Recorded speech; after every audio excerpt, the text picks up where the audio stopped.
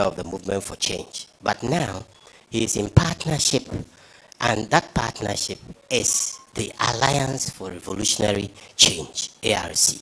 And Alliance leaders are here. I will swiftly introduce them so that you know that they are all part of this process. We have Mr. Ampofu. Mr. Ampofu is on this side. Give him a hand. We have Reverend Stephen Ayensu, my uncle Odike, Akwesiade Odike, Augustina Kujo,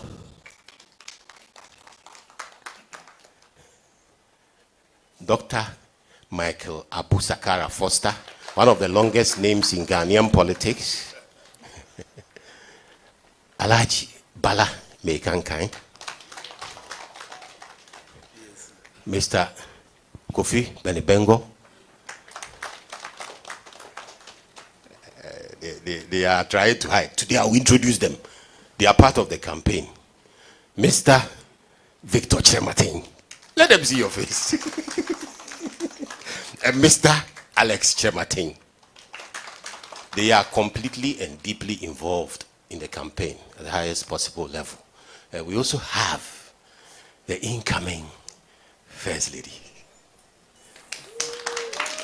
Our Lady Patricia Chematin. She's a lawyer, for those of you who don't know. Yes.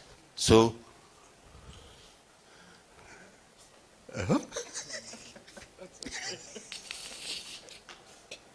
so, Mr. Chematin, with this array of political figures, individuals, entities, is in the running to be president of Ghana. And he has served in this country. He served Nana Addo as Minister of Trade and Industry, resigned in January 2023 after 6 years, and is now focused on his presidential ambition. He's also served in the same capacity under President Kufuor. So he holds the distinction of the longest serving trade minister in our current democracy. 11 years of being is that not impressive enough for a club? Mr. Chematin has an extensive and distinguished record in international trade, public policy, enterprise development, politics, diplomacy, and law. He was a senior trade policy advisor for the United Nations Economic Commission for Africa. He was also the regional director for UNDP's flagship program for enterprise development in Africa, which you all hear us talk about. That's Enterprise Africa, which established enterprise support programs in 13 African countries, including the wonderful initiative in South Africa. Recently, we've been talking about it, that of the 7 experts, international experts, who Mandela called upon to help restructure the South African economy in order for black empowerment to take place, included Mr. Alan Chematin, 1994. 7 experts worldwide, Mr. Chematin was included. So today, if you see South African industry galloping across the continent, Mr. Chematin is part of it. He later went back alone to establish Enterprise South Africa out of the 7. Then, as Minister for Trade and Industry in this country, he led the implementation of the Industrial Transformation Agenda. And most of you will associate that with 1D, 1F, and the strategic anchor industries, including the automobile industry, as well as the special economic zone in Kumasi, the new TEMA. The TEMA in Kumasi that's being established at Ejiso. If you have any doubt about 1D, 1F, ask him. He is also the leading architect of the African Continental Free Trade Area, the single most important groundbreaking effort by an African statesman in recent times. The last time Africa did anything for itself was in 1963, and it was driven by a Ghanaian. I don't want to go into the battle of the apostrophes. So I won't mention whether the S is after the F or the S is before the F. The important thing is that Dr. Kwame Nkrumah persuaded Africa to set up a political organization. He couldn't quite reach union. So we had the Organization of African Unity, OAU, which has since been converted into AU. Since then, the only thing that has impacted Africa on a continental scale beyond politics is after economics. And the European Union has taught us that economics comes before politics. So Mr. Chirematin is the one who is going to transform Africa for the benefit of Ghana. Economically, that is where the game is. He's been a major consultant, worked in MDPI, UAC. He was a manager in UAC at age 22. And of course, you should know that he's an economist and a lawyer. He's done all the things that scholars like him do, scholarships abroad and otherwise. But what I want to conclude with is the recognition of his talent and capacity. Again, all the way back in 1994. Do you remember Y2K? Who here remembers Y2K? You remember? The fear. When the world was afraid that the world was going to stop because all computers were programmed to end 1999 and we're going to enter 2000.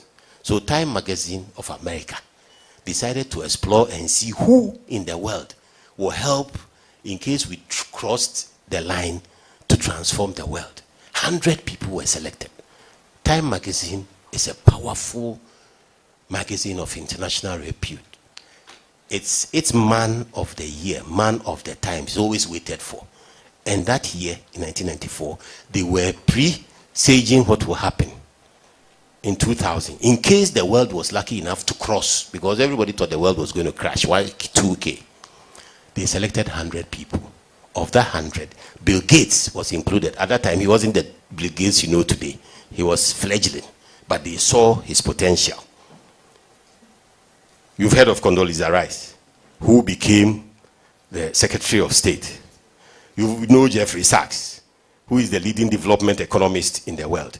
In that list was Alan John Kwadwo Kyerematen. So tonight, I have the distinguished honor of presenting to you the author of the great transformational plan, the man who dreams public policy, the man who uses policy to transform. He doesn't borrow to make policy. You don't, as he always says, to transform Ghana, you don't need to borrow from the IMF or the World Bank. You don't need to borrow money to do policy. All you need is a pencil and paper and men at work and women at work. I can see my sister Jantua. When I said men at work, it's men and women at work. So on that note, the man of policy, Alan John Kwadwo Kyerematen.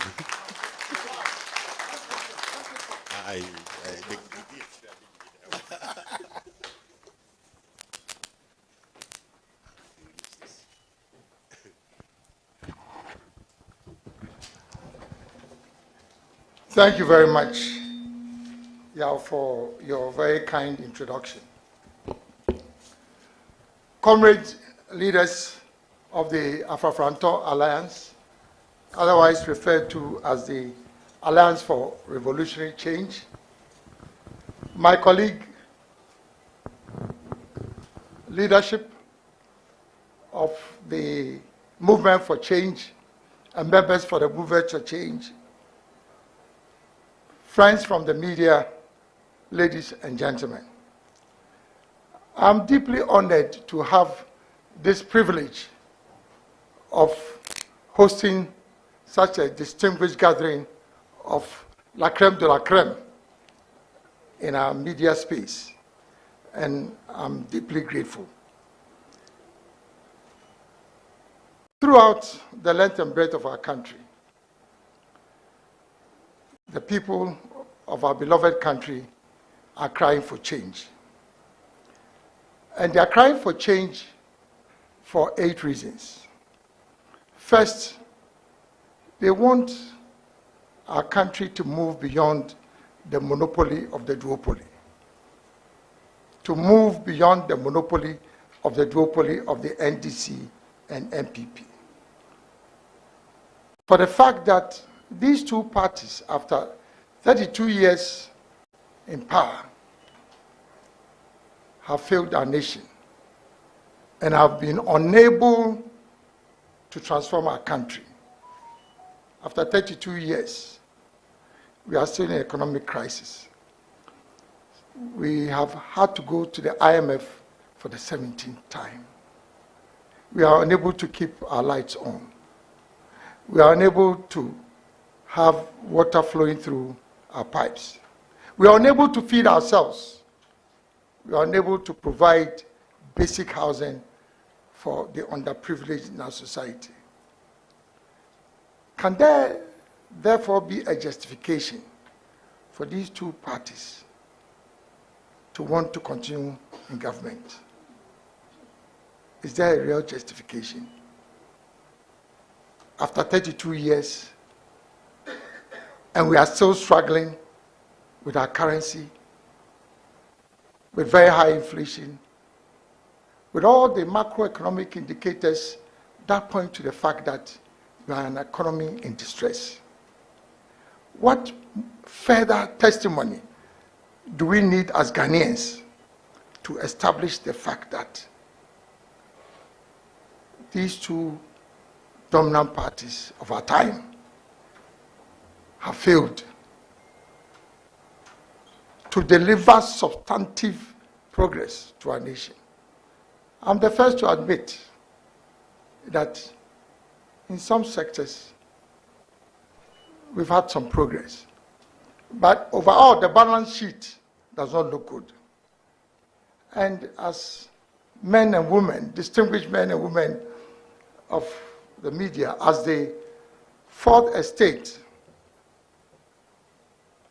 of the realm, it is your responsibility to shape public opinion about demanding substance from those who want to lead this country. We have a responsibility to go beyond the sensationalism and the slogans and require of those who want to lead substance. So it is clear that people of this country are looking for change. They are looking for an alternative. The NPP has demonstrated that they cannot do the job. Unfortunately, the NDC is not a viable alternative. And that is why you should put your faith and trust in the Alliance for Revolutionary Change, the movement for change, which I have the honor and privilege of leading. Secondly, Ghanaians want us to end the polarization in our society. A divided nation cannot stand. How is it that every single issue now in our country is politicized? It doesn't make sense. How long do we want this to continue? And so when people talk about change, it's not just a question of wanting to go beyond the duopoly. It's also about ending the polarization and the division in our country. And that is why you need an independent candidate who can stand in the middle and stop them from fighting and bring sanity into our country. We've been tolerating for this for too long.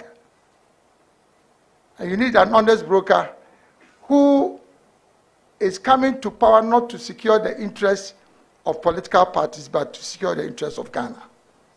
That's the kind of leader that we need now.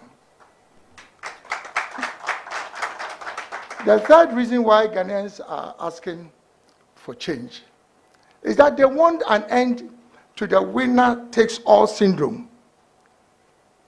Ghana is endowed with talent, But because of the winner takes all syndrome, as soon as one party wins power, every political appointment has to be occupied by a card-bearing member or a sympathizer of the governing party. So, what is going on now? If you are looking for NDC to come, it's going to be the same thing. Lamem shows. Does it make sense that we must exclude all the talent we have in this country because you are not a politician? It doesn't make sense. Let us mobilize the totality of our human resource and put them to work, and Ghana will rise again. The fourth reason why Ghanaians are calling for change is that they want inclusive governance. Inclusive governance. When the labor unions move onto the streets, when the teachers are also on the streets, when the nurses are crying, it's because they are not part of what goes on in policy formulation. Now, politics is dominated by politicians. But if you go into the matured economies, they make use of the entirety of the country, all the stakeholders, civil society, think tanks, academia, the business community, the professionals, the farmers. That is what you call inclusive government. And that is what representative governance is about. Ghanaians are asking for a government by the people, for the people, and of the people. That is what Ghanaians are asking for. The fifth reason why Ghanaians are looking for change is the lack of continuity in governance. It doesn't matter the quality of the projects that an incumbent government introduces. It doesn't matter. As soon as they go out of power, the succeeding government has to make sure that they truncate all those projects and start new ones. In fact, that is one of the bases for corruption. Because it doesn't matter whether the road that is already under construction is a good one or not. Somebody has to start a new contract so that they can also have a piece of the cake. It doesn't make sense. Right down from President Nkrumah's time, all the great projects that were introduced by our first president, incidentally, there must not be any argument about the pride of place of Kwame Nkrumah in our history. There should be no debate, no argument about that. So there's no continuity in government projects. And Ghanaians want to see a change in this direction. They are also asking for our country to go beyond manifestos, from sound bites and from slogans. We deserve the leaders that we get. You talk about the great transformational plan, they say it's too complicated. You want statements. Somebody talks about a statement. And is that policy? You vote him into power because of a statement. And he comes into power and is unable to deliver. And now you are up in arms against him. When you are voting for statements and sound bites. Have we come to this level in this country with all the great minds that we have, that we are not interested in substance, we just say something? I'm not going to do that. If that is going to cost me the presidency, hey, we are going to deal with substance going forward in this country. That is how the matured economies of this world are where they are because of substance. you are going to stabilize the city, how are you going to do it? How? And you just make a statement. I'm going to give mobile phones 1 cedi pay. Is that a policy?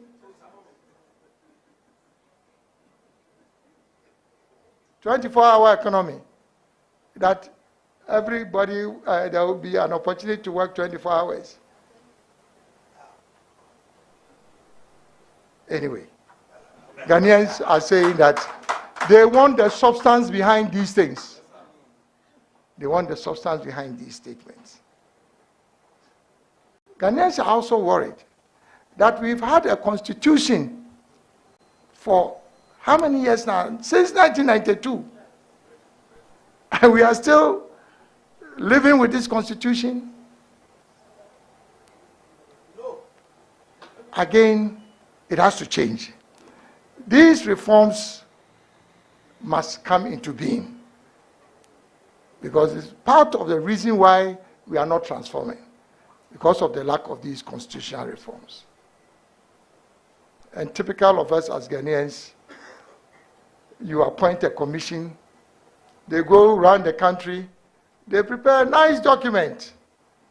There's a white paper on it, and as the guys will say, Kebashi, nothing has happened.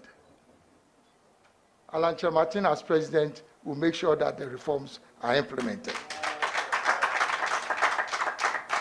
And the last but not the least, I'm saying last but not the least because it is not the icing on the cake. In actual fact, it is the foundation. Is the need for behavioral and mindset change. There's nothing that is going to happen in this country to improve our lives without mindset change. The negativity, the pull him down attitude, the NATO attitude, no talk action only, the lack of respect for rule of law, lack of discipline. Those are not the values and attitude and behaviors that can put you into the League of Nations. As the Americans will say, it ain't going to happen. You have to change your attitude. And this is a clarion call, a call to action for all Ghanaians. If it rains, nobody goes to work. A program is supposed to start at 5 o'clock, and people are walking in, like this by at 6 o'clock. So Ghanaians want change. And that is the reason why the movement of change and the Alliance for Change, Alliance for Revolutionary Change, Afafranto Alliance has been brought into being.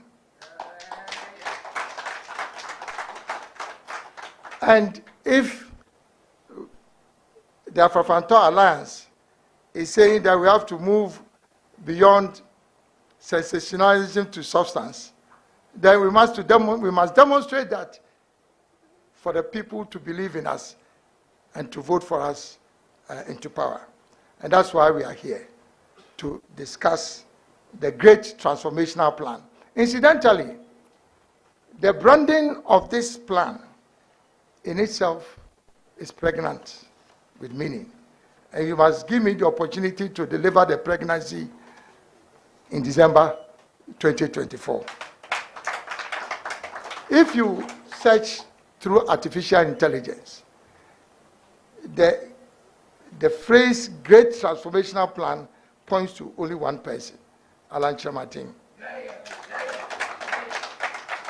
And the three words are significant: great, transformational, and a plan. And it is a plan that is going to move Ghana from our current state of instability to stability, to growth, to resilience, and then finally to prosperity. So it scopes for you where you are now, where you go to the next stage incrementally to the point where there's prosperity and become a first part of the League of Nations. And so please, I recommend this plan, this great transformational plan to you. And I'm speaking to you as brothers and sisters, friends of the media, that you are the ones who can make Ghanaians pay attention to this plan. I know how powerful you are. You can construct and destruct. You can construct and destruct. Now the destruction is too much. Start constructing with the power that you have. And that's why I'm recommending the great transformation. I've called you here tonight not to come and then read the document to you, something that you have authored yourself with the support of your friends who are experts. You know it back to back. But like the Bible, the new Bible for Ghana, everything is here. What you need to make Ghana the place that we all aspire to be in 3 years is all here. All you need is to give Alan the chance and he will deliver on this.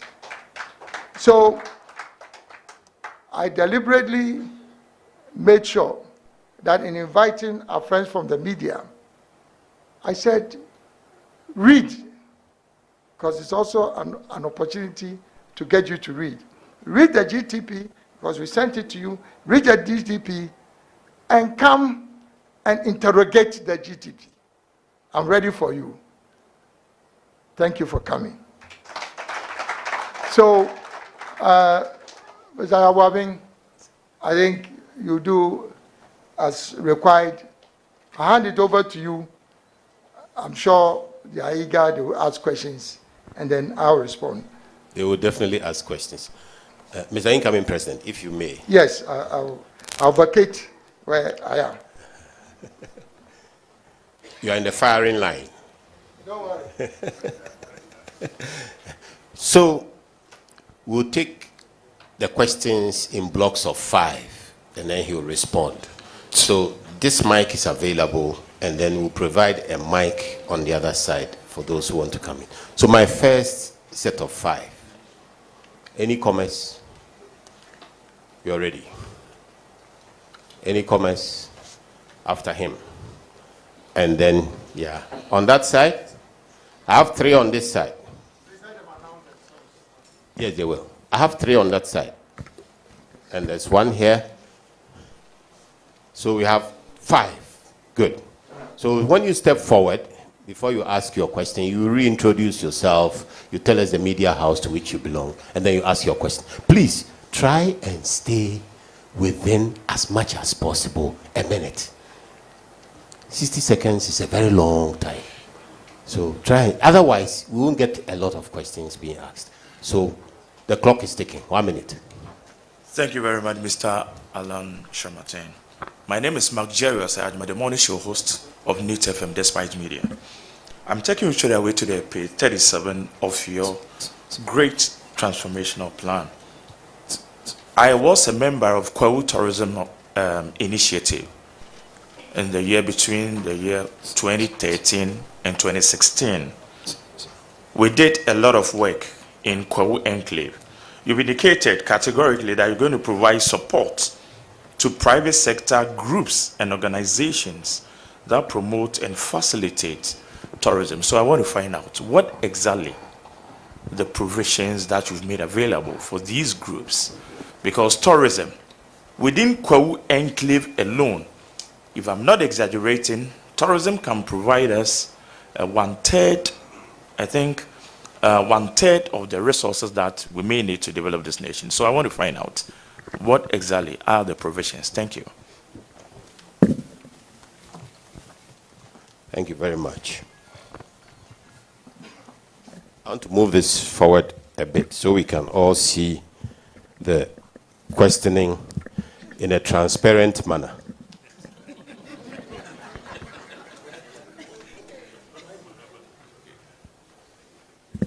Okay, I'll do my best to be transparent. Okay, so my name is Kwame Jimo. I work with Class FM. say on page 56 of the document, if you don't mind, I read. Establish a mortgage financing institution under a PPP arrangement to promote public housing. Now, this is my question. Salary levels in this country is very low. I'm a young man. I don't know of any facility I can get for anything less than $30,000. As at this morning's rate, that is $468,000. I don't have $468,000 sitting in my account at the bank. You say you're going to do a PPP. How would you do this? Thank you. Third question.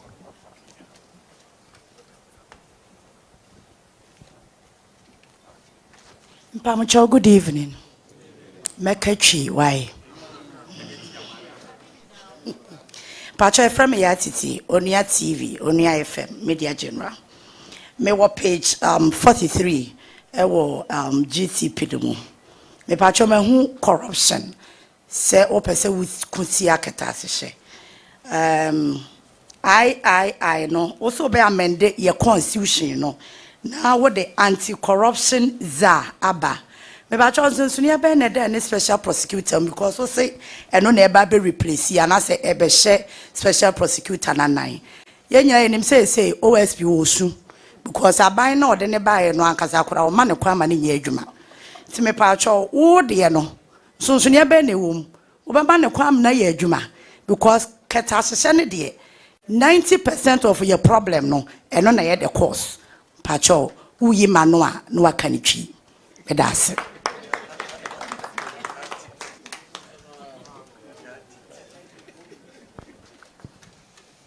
My name is Samson Ladi. I host Newsfile. My name is Samson Ladi. I host Newsfile. The first time I read the Great Transformational Plan, my summary of it was that it was the coalescing of the things that Ghanaians have demanded for a very long time, including the promises of transforming the constitution, the various parts. So this document for me represents listening to the people. My questioning revolves around your promise to amend Article 78. You will need sufficient numbers in Parliament in case you won. First, to be able to engineer it, and subsequently for the purposes of a referendum. How are you going to be successful with that? Because that is going to be a major challenge for a group like yours. You can't appoint your ministers but the majority from Parliament. That dovetails into a part of the question here. How many MPs, candidates, are you nurturing around so that if you got sufficient votes, you will get sufficient members of Parliament to help you in the final event? I'm a believer of a third force, and I believe that your movement can take us there. I have voted for Dr. Pakwesi Indum and voted for Zenato Rawlings. I have voted for Bridget Jugbonuku and voted for Esla Owusu-Ekofo. I stand for the Ghanaian who believes that we need to encourage people like you to change the narrative.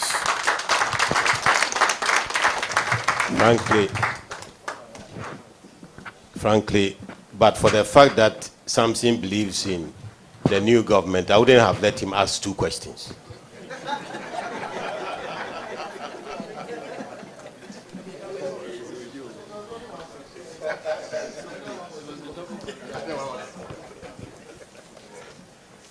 Patrick Osayajuman, countryman Songo. host of Fire for Fire, Doom TV, fireman. Okay, Exodus, movement of Jah people. Saturday here. It's about Exodus. Okay, all right. Me want for sports. Just ended Olympics. Medal back Ukrama. You got it. Your football.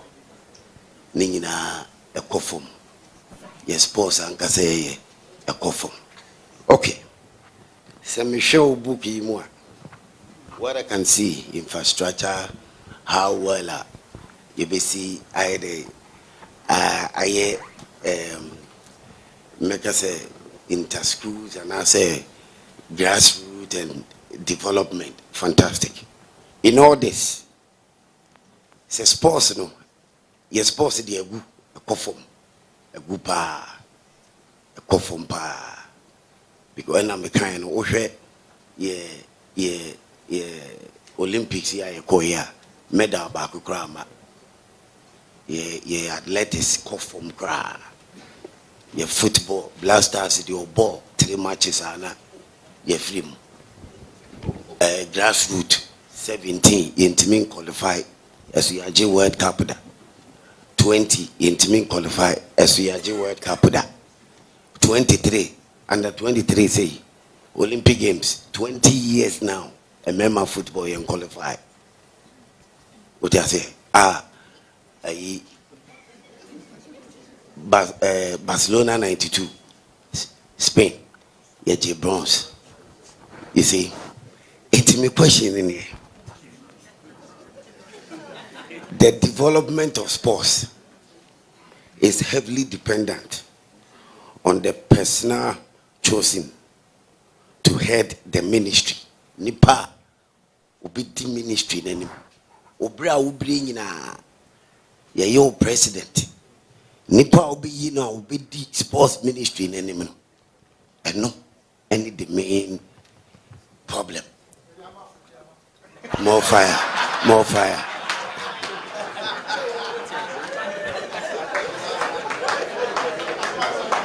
So now what kind of person are you looking up?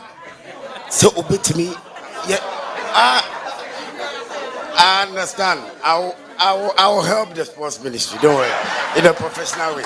I'm the fireman. I need to also be holding my fire. No, you understand? My building, my brand in Yepa. To also be holding fire for fire and more Yepa. I'm the fireman. I will always keep them on their toes in a professional way. But when your personality will beat me, your sports and a changing normal. And your sports will beat me a pija. And sports, no, it beat me aboard the youth and the Ghana here. Because I know Ghana is all about sports and politics. More fire. So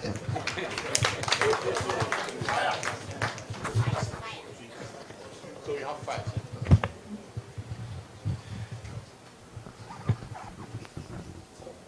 I'll be making some appointments to my government today. So please, make sure that you are at your best when you ask questions. First question is in respect of the support for the tourism sector, and it's very instructive. And first, let me thank all of you for pleasing my heart by making references to specific pages and to proposals that have been made. It's a lot of work that you've done by getting into the details, and I'm really, really honored by this. So more grace to your elders. That's the kind of transition that I was looking for. And I'm so honored that the media seems to be showing the way forward. So tourism, page 37. And that's in respect of support for the private sector. I want to read it again. I've realized that my main contenders have started their game again, a game of deceit. And it's all about government. Well, you don't even have the money. Right now, you have imposed on Ghana a domestic debt exchange, which is siphoning money from pensioners. You have not been able to convince your external creditors how you are going to pay them. And you started making promises about government doing this, giving this free, and things like that. So, if you read this, it's about incentivizing the private sector to do what government always wants to do. So that is why on page 37 that our friend referred to, I want to read it for the avoidance of doubt. It says that incentivize the private sector actors to do A, B, C, D. But in particular, our friend was interested in finding out what kind of support or what kind of incentives was going to be provided. Finance, it is key. If government is now going to support not just public sector agencies that are promoting tourism, like Tourism Development Authority, like the ministry, but is now going to extend support to those who are in the private sector trying to promote tourism. That in itself is a very significant development or intervention. So number one is finance. We all know that if government can provide incentives and deliver instruments that will allow banks to provide concessionary lending to those in the private sector supporting tourism, that in itself is a major breakthrough. And it is not difficult. In the United States, in the mature economy, that's what they do. All government needs to do is to provide a guarantee fund. Because the reason why banks will not support a private sector company in tourism is because they are not sure about the risk profile of the project. But if government provides a loan guarantee, which until there's a default, it is not a cost to government. So once you provide a guarantee, it will release the liquidity from the banks. And you provide additional incentives, including corporate tax reduction, to those who are supporting banks that will support tourism. You don't need to borrow to do anything. Just use the leverage of policy. It's as easy as that. And so it's finance, it's also technical assistance. Because if we want to develop Ghana into a first-class tourism destination, which is part of what this GTP aspires to, and become the tourism hub for West Africa, then we have to ensure that we have the skills at the highest level of performance compared to any service anywhere in the world. That requires not just money, but technical assistance. You need to be able to bring in experts who have the expertise to train them at the cost of government. It goes beyond that. You also need to support these private sector operators, including tour operators, to be able to travel abroad to key tourist sites and destinations to see what the competition is like. If you have never been anywhere outside Ghana, there's no benchmark for you. But if government is able to support you, show you around the world, then when you come back, at least you have a sense of what the competition is like. So it's finance, it's technical assistance, and then it is also helping you through exchanges to find out what is happening in the world. And obviously, because we are supporting the private sector, it's not just government dictating that this is what you need. So it will also be based on the needs of the private sector. Once Government is ready to support you. You identify your needs, and government can then respond to those needs. So that's how we would support private sector actors in tourism. Number 2 is public housing, and I'm very happy that you picked on this. And this page 56. Now, unless we have a dedicated mortgage financing company in this country, there is no chance for any young person ever to own a home. But the truth of the matter is that our brothers and sisters who are outside this country, when they tell you that they have a house, you know, it's a mortgage, 30-year mortgage. Nobody pulls down fiscal cash like we do. And like De Soto said, everybody wants to start a house, and you build, you can never complete it, you complete it in 10 years. It doesn't make any sense. It's just the policy. Government supports the establishment, not government establishing it, but providing incentives for private sector operators to establish mortgage financing companies. In Ghana, 30-year loans, as long as you have a paycheck, that's all you need, as long as you have a paycheck. And this is specifically designed also to support affordable housing. So if you want to go and live in the plushes area in Accra, obviously, this is not for you. This is not for you. You have to find your own money if you want to live in the plushes areas. But for affordable, particularly for our young people, and I can guarantee you that under an Allen presidency, you are guaranteed a paycheck because you get a job. Once you get a job, you will have a house within 1 year, because the mortgage financing company will make sure that once you have a paycheck, that's what mortgage financing is about. And right now, we are debating whether our pension funds, SNAID funds, should be used to run hotels as against supporting a mortgage financing operation which would then will deliver hope to young people. So that's the nature of the mortgage financing scheme that we are talking about. Many of us, and now cry more fast. Anti-corruption. What's it mean, catchy? To whether Mr. Mo, what's it mean, catchy? Problem here, what with corruption in this country, no?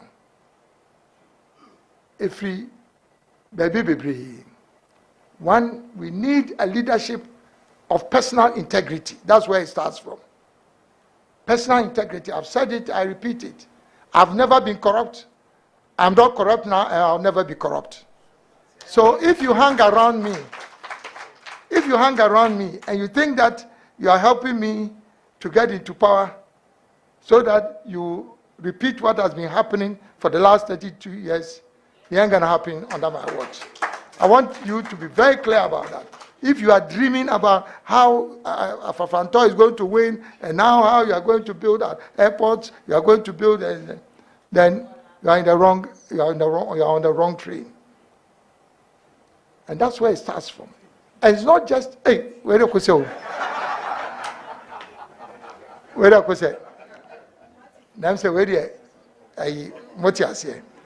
Now the American say, and yet, so we say me any nipa be me ho no, I'll make sure say they are not corrupt. It's very important. And so nya no kwa na ebetimi ama yetimi ama ketasehya ne proye no yesi ano. De to so mienu eyamra a yedi oman yesi ewo ho a yedi attack corruption. Say we share the rules and laws in our statutes, say are intended to fight corruption. The result say, what is the definition of corruption, Grandpa? There's no clarity about it. A definition of corruption which focuses on the fact to say, using the color of your office for personal gain. na no de se wo koye connection na eje se eno no tu wutumi bua obi ama ono no etimi ya corruptor na se wo de enkan because it is not directly pinned against you. Anti-chronism, for example, is it a nuance of corruption? Influence peddling. Nepotism. It is apart from the personal integrity of our leaders, the laws, emra ewo ho no soso no say ye futumu kakra. Entina me ka say wo hwa Yoko ase omo corruption cases. OSP so corruption cases. CID so omo corruption cases. Shiraji so omo corruption cases. Enunti in ebetuma ba say OSP say media I say mahwehwem there's no case of corruption. Yoko and I said almost there's corruption. Edru Yoko so was the media me hu hwe. Edru Shiraji so e nyame na madwuma. Total confusion. And the main GTP no can say we will now distill all the corruption and corruption related provisions. And I've brought no also. Church Wosha Emra ewo Ghana Sesia, including the constitution, because there are provisions in the constitution, and also say they attack corruption. And so I hear Juma, Sankanenka, Nipa Bebre, the prison, and I'm a wa. And she says, no, some run make us say, maybe I say, almost say a deal with corruption. Ye be yin na epie, na fe, ya can't bomb me a back. Under one enabling legislation, you define corruption extensively to cover not just Sebi, say, young Philly, say, and I said, there's a case of corruption against you. But some normal making influence by nepotism, chronism, I just say, no, a better mrano. Said a bear. Say, I say, Uber power na wunu bi benya posa. And it ain't gonna happen. It is ana say no akwaya say me say ye beka nyina bom na yenya one law or legislation. Na say one law and legislation there and penyina ye di sa 2 minute be hye nsa no say on dealing with corruption cases no. Na afe esi enya ogbolo asa na moka no ogbolo na amega hoho a chese ono no oka final amega hoho of corruption no afe ono ne anti corruption za na wo hwe ayi amaya omatumpo a omatuma deal with corruption nyina omo nyina wo odiefe no anti corruption za ono ka final. Now, the day we move around, say special prosecutor, and some mobile or born homeworking. Now, so power of the special prosecutor is a delegated power and authority from the Attorney General. And then I say, what power? So frankly, no, just say any power be. I was consulting our quantia, and we say no under the new constitutional reforms now making, there's going to be a second chamber of parliament. For appointments like this, the president has no business appointing anti-corruption chief. Or no appointing, I don't know to me, until we have to limit the power of the president, even in making appointments to the leadership of independent constitutional bodies. That's why we are independent under the constitution. President appointed wa. Ubet ma hwe na nimpa say, "Masa, idea wa ye die, metu atum." Ubet me. Untimi. Enti we must remove that power from the president. Maybe the president that in so once a master me powers in a free mono. Now will be appointing her, which will be the case of the anti-corruption czar, so that he's under no influence. Attorney General require of which must citing for corruption, so that the prosecutorial authority of the anti-corruption czar or overlord is not derived from that of the Attorney General. When you have a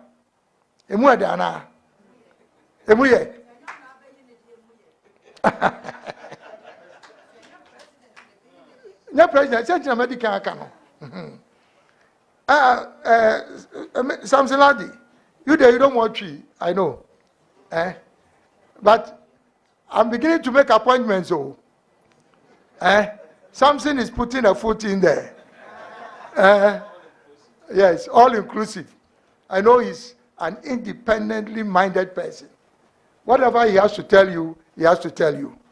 So that's the kind of people you need in a government of national unity, which is the anchor of the movement for change. The government of national unity. So Samson, be ready. Anyway, so now he is talking about the fact that when we indicate in the GTP, particularly on page 78, Article 78, on appointment of ministers, he wants to know, because this is a constitutional provision which is entrenched. So if you want to change it, it requires you going through a very extensive, including a referendum. Now, what GTP is saying is that, number one, it will be the subject of this constitutional reform. The constitutional reform will make sure that we remove that limitation of the president that requires him to appoint half of his cabinet from Parliament. Of what purpose is it? That particular provision in our laws even reduces the substance of our checks and balances as a country. Because if half of your ministers are in Parliament, then can Parliament be truly an oversight body? No. It can't. You don't even have the time to do two things: serving as a member of the executive and also doing your work as all these things. We are aware of them. Why is it that we have allowed it to persist? But obviously, you have to come into power before you have the capacity to undertake the reforms. So what is going to happen? All that this GTP is saying is that, yes, we will abide by the Constitution until it is changed. But it only means that the ministers will be appointed, half of the ministers will be appointed from those in Parliament, from those who are independent candidates. He made a very important inquiry as to whether we are interested in promoting some independent candidates. Yes, we are. And we are targeting about 30 members of Parliament. 30 members of Parliament. Now, and I know that there are parliamentarians, existing parliamentarians, and new ones to come in both the NDC and NPP, who are just waiting for Alan to become president, and then they will be more than willing to join the government, because it's the government of national unity. At that point, yes, you are there on the ticket of the NPP or the NDC. But now, because of your own record and of your own capacity, you will serve in a government of national unity. What a joy. What a joy that you are singled out now to become a member of the government of national unity, although you went to Parliament. So it will come from the independents, it will come from party parliamentarians who are selected not on the basis of their parties, but on the basis of their own merit. So that's how it's going to be. And people are making a big fuss out of this. Nipano and Nipano Kakofa, Ghana, in Ghana, that a president invites you as a member of parliament to serve in his government. You would leave the party and then come and join the government. There are many people in parliament, they are there because it will enable them and elevate them, hopefully, to become members of the executive. So I'm even making things easy. You will see what is going to happen in this country. A government of national unity. Half of them would even be more than willing, because there you are serving Ghana, not your parties. That is the way we'll do. Then the last one is Mr. Fireman. I wanted to, and I'm in Kanusutri fire. I think you see the minister Mawujane. So, but I think it's very important. What the GTP is saying is that government has the wrong approach, has the wrong business model with sports. If government thinks that they can use government budget to develop sports, it ain't gonna happen. That is why if you read through the sports section, it's all about government empowering the private sector to establish sports academies and sports infrastructure and facilities of the highest standard. If a private person is investing, he will make sure that he does it very well, and he will maintain them. And he knows that he's also going to benefit from them. If you don't have world-class infrastructure in sports, you can't develop world-class sportsmen. I think it goes without saying. It's because if you don't have the right infrastructure, it requires the power from the Almighty God and His grace to be able to pull somebody through Olympics. But if you have the right facilities, even average performing talent can excel because of the.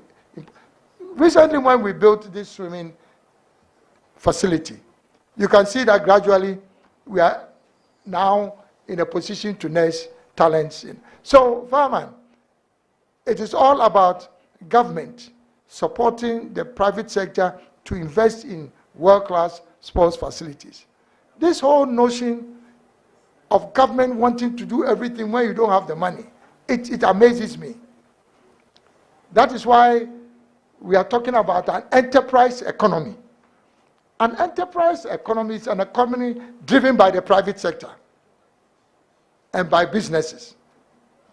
It's the economy that will create jobs and put money into people's pockets. That is what an enterprise economy is. Get the private sector to be at the center of development. They know where to find the money. Even with sports, you'll be amazed. If Alan becomes president with this policy on sports, you see what will happen. It's the same thing I did with the automobile industry. When I started talking about Ghana producing cars, people thought that this was too utopian. But just with their policy, with just my mind, pen, somebody mentioned pencil, pen and paper.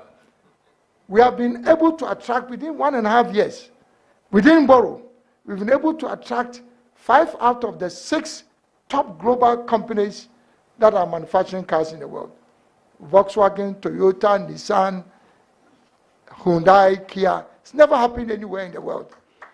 A developing country where you have 5 out of the 6 leading automobile companies competing, not just with one brand. Volkswagen has about 5 brands. Kia has about 5 or 4. Hyundai is the same thing. So this has become the real battleground for vehicles. And the beauty of this is that the assembly is only a small part of it. The real deal is in the manufacturing of components and spare parts. And that is going to also start under Alan Kyerematen presidency. So the next round. So I'm taking the next round. I have two from this side already. And then I saw those two, and I'll come to you in the third round. Yes. There. We'll start from here. Ms. Okansi. Come forward. The rules on transparency still stand. Good evening. My name is Alfred Okansi. I work with TV3 and 3FM, or with Media General. Yes. So, on the back of the question that my colleague asked from Unia FM, the asset declaration law, as we have it now, is weak on many fronts and many aspects. And I see in this GTP that on page 43, VII, you say you would strengthen disclosure as one of the ways of improving on the asset declaration regime. But then again, there are many, including some colleagues of mine in this room, who believe that the Conduct of Public Officers Bill, which is currently before Cabinet, and there's really no clear commitment to pass it into law. In fact, IMF has made it a conditionality as we speak. That is going to solve the problem of this state capture that we're talking about, and then the corruption among public sector officers or employees or government appointees for that matter. Would you ensure the passage of this Conduct of Public Officers Bill if voted into power? And also, would you publicly declare your assets so we know the number of houses you own, the number of cars you own before coming into power, and ensure that your appointees also do the same? Thank you.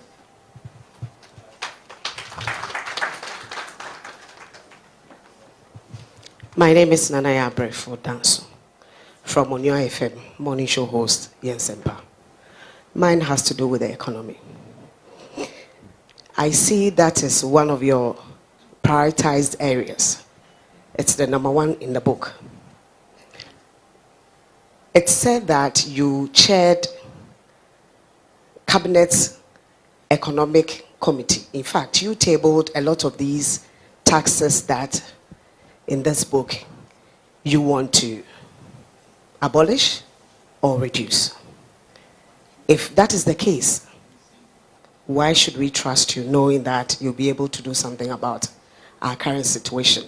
And we are in IMF as we speak. IMF is asking us to recoup, get a lot of money into our coffers.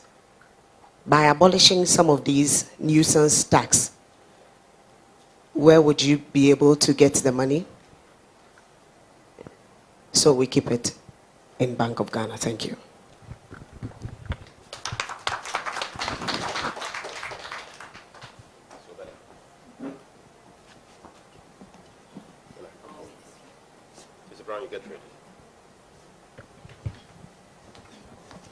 Good evening. My name is Bella Mundi. I host the morning show on TV3, so I work with Media General.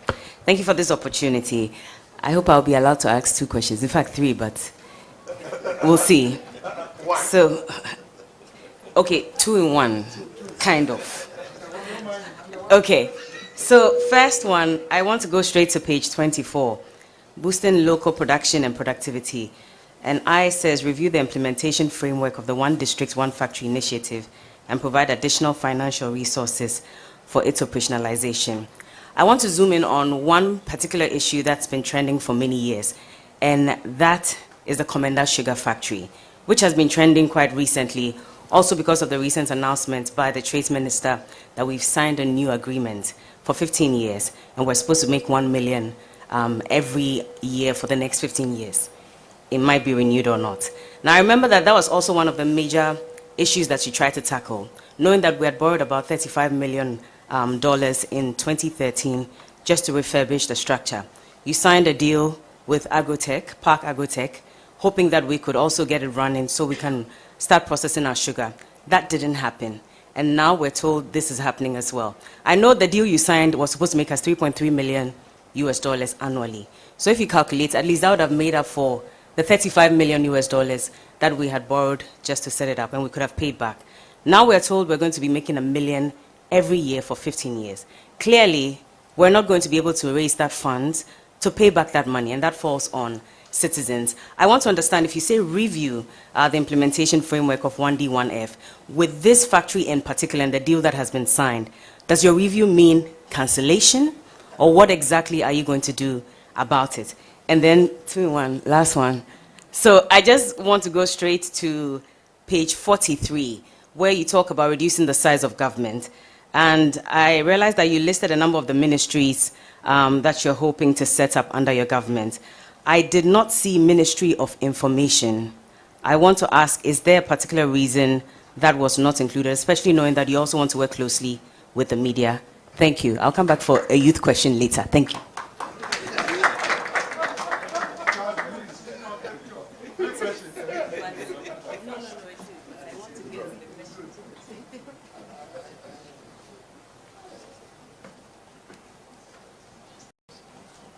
My name is Bismarck Brown. I work with Happy FM. I host Epahwada Bang. Chief, you have extensively spoken about SMEs on page 29 of the GTP. While you were Minister for Trade and Industry, you supervised the establishment of about 67 business resource centers. I would first of all want you to explain the concept of the BRCs and tell me how you feel today hearing that the franchise holders are being threatened with abrogation of their franchise under the new minister. I would want to hear how you feel about this. Thank you.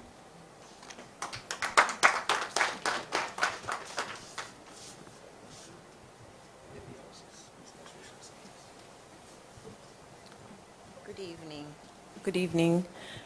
Good evening, sir. Thank you for your time. My name is Annie. Okay, thank you. So I'm Annie. I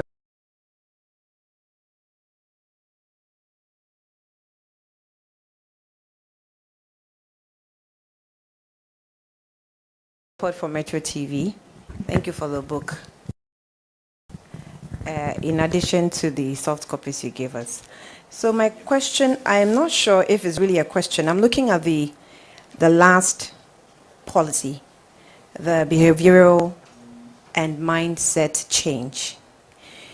I actually believe it is with behavioral and mindset change, right from leadership to followership. And I also think that if that can be situated within the educational policy, I've gone through the educational policy briefly, but I didn't really capture anything that has to do with critical thinking for students. I mean, if the basic education is very important to us. So I think that to have behavioral mindset change will be more effective if formally implemented to start with a new generation of a people. Yes. Yes, so I'm not sure it's a question. I think it's just a suggestion I'm giving, comparing the policies that has been presented. Now, my question really has to do with energy sector. You said, page 55, eliminate DUMSO and achieve sustained and reliable supply power within a period of 6 months. Is it an admission? Thank you. Is it an admission that DUMSO, your former, or the government you were formerly a part of, did not eliminate DUMSO? Why so? And what's the possibility that within 6 months you can give us you can make us achieve sustained, reliable power supply? Thank you.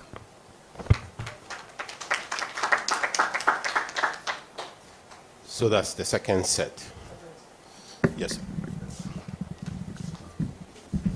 I must say that I'm so impressed with you, my friends from the media, that you're really taking the trouble to read and you're making references.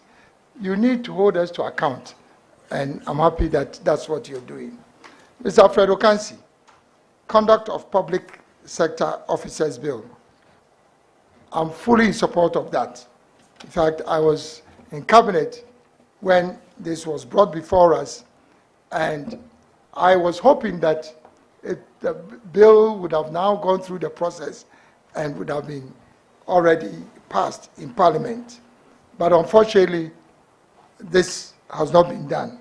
And I want to assure you and the people of this country that that clearly is one of the most important items of reform, in my view, that I'd like to pursue. Because, you know, it is all linked with the challenge of dealing with corruption. How is it that somebody finishes school, he has never done any work before? All of a sudden, the guy has built houses, not just a house, and you can see that his circumstances have changed without explanation. How? How do we tolerate these things? So, I'm fully in support of this bill going to a process and being passed. But I'm not even sure that that alone, having read through the bill, and I'm not sure that even that alone will deal substantively with the lack of compliance to ethics as public officers. It's because people who are now trying to build their lives are the ones who are going into politics. I went into politics when I was already, by the grace of God, already made up. So there's nothing that I'm looking for again in politics. It may sound, even at the risk of sounding a bit boastful, but that's how it should be. If you're going to politics to build your house, then you're in trouble in this country. In fact, before you take a position, we must check whether, in fact, you have certain things you have already. If now you are coming to build your war chest through politics, then it's very dangerous. So, if you look at the provisions of the GTP in respect of dealing with the conduct of public officers, we are talking about lifestyle audit and asset tracking. So declaring your asset, yes, that's good. But maybe it's only at the end of your term of office that you are again requested to declare your assets for it to be compared. But it will be too late. And by that time, you may have escaped through the processes.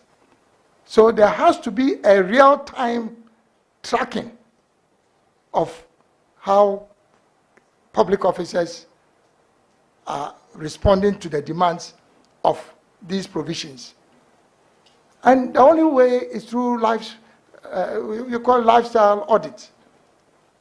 I know some people feel very uncomfortable with that.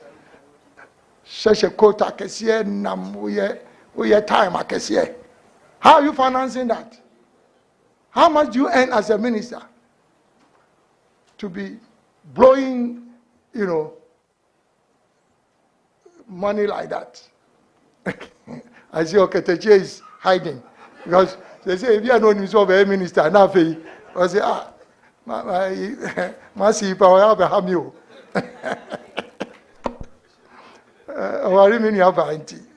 But anyway, I think that Alfred, just to be very direct, yes, I'm fully in support of the passage of this bill. I'm fully in support of declaring assets, and I'll do so willingly. And I'm fully in support on proceeding with some of the other recommendations that I've made in the GTP. Number two, Onua FM Morning Show. The first is with the appointment of my position as chairman of a cabinet subcommittee on economy. I hear this has become a matter of interrogation. And it just shows the level of negativity in our country. If the chair of the economic management team, who is currently the vice president, has not been able to arrest the dollar, or has not been able to substantively deal with the economy. And now we are in an economic crisis, and people are talking about it. How is it that his supporters are now saying that, oh, but Alan was also chairman of a subcommittee of cabinet, a subcommittee of cabinet. Do you understand what a subcommittee of cabinet is? Because a committee of cabinet or subcommittee of cabinet is a subcommittee. You process documents and forward it to cabinet for discussion and approval. If that were the case, then you should blame the president, not cabinet committee chairs. Because everything is processed and made sure that it fulfills the requirements of cabinet memoranda and submitted to cabinet. We don't take decisions at subcommittees of cabinet. I mean, if you've been associated with corporate governance, you know it's a simple matter. A subcommittee of a board cannot take decisions on behalf of the board. Does it happen that way?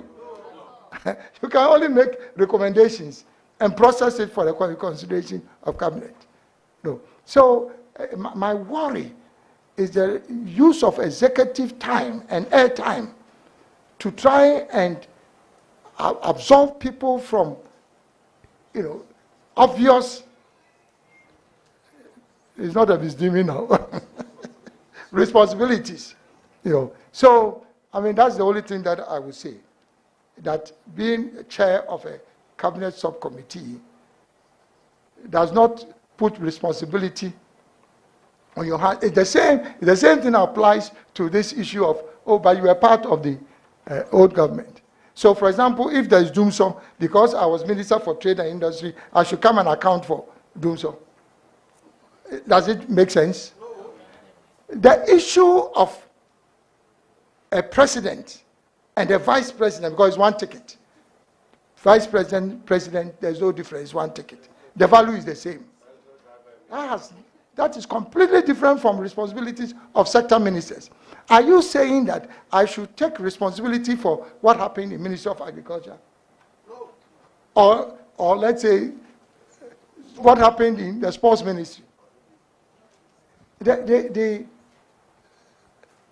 fact of collective responsibility is not the same as individual accountability. Collective responsibility is not equal to individual accountability. The fact that you are all part of it, so now you are individually accountable for the omissions and acts and omissions of everybody in government, that would be ridiculous. So please, that's my answer to that. But secondly, and more importantly, I have proposed substantive reductions and abolition of taxes. So my sister from Onua FM made a very important inquiry. So if you are going to reduce all these taxes, how are you going to have the revenue? It's very simple. The amount of money we will save from dealing with corruption alone can take us out of IMF. All the money is going into people's pockets. All the money is going to people's pockets. If you know the level of corruption, and it's not just about NPP, NDC, both of them, so we have no choice anyway to bring taxes down. We have no choice. I'm an economist and a lawyer, but I think like an engineer. So you start off from the point that you cannot have an enterprise economy or a competitive economy with high taxes. It's not going to help the private sector.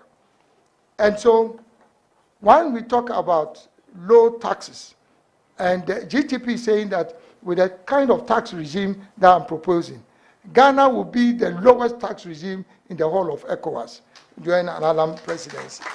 So I've been very specific about that. All those taxes, how is it that we are still charging COVID-19 levy? Does it make sense? That you are charging disinfection levy. What are you disinfecting? Maybe you are disinfecting the country. But so what are those taxes for? It's a lazy way of making up for failed policies in terms of making sure that leakages in our revenue regime does not occur.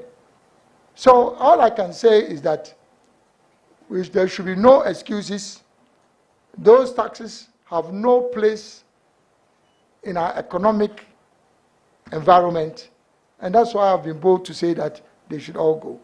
And at any rate, if we have the chance of discussing the industrial revolution and transformation and the new agricultural revolution that I'm proposing, the GDP, you know where the revenue is going to come from. Because when you are dealing with an enterprise economy, the whole economy is driven by the private sector. So you are expanding the power and the reach of the private sector.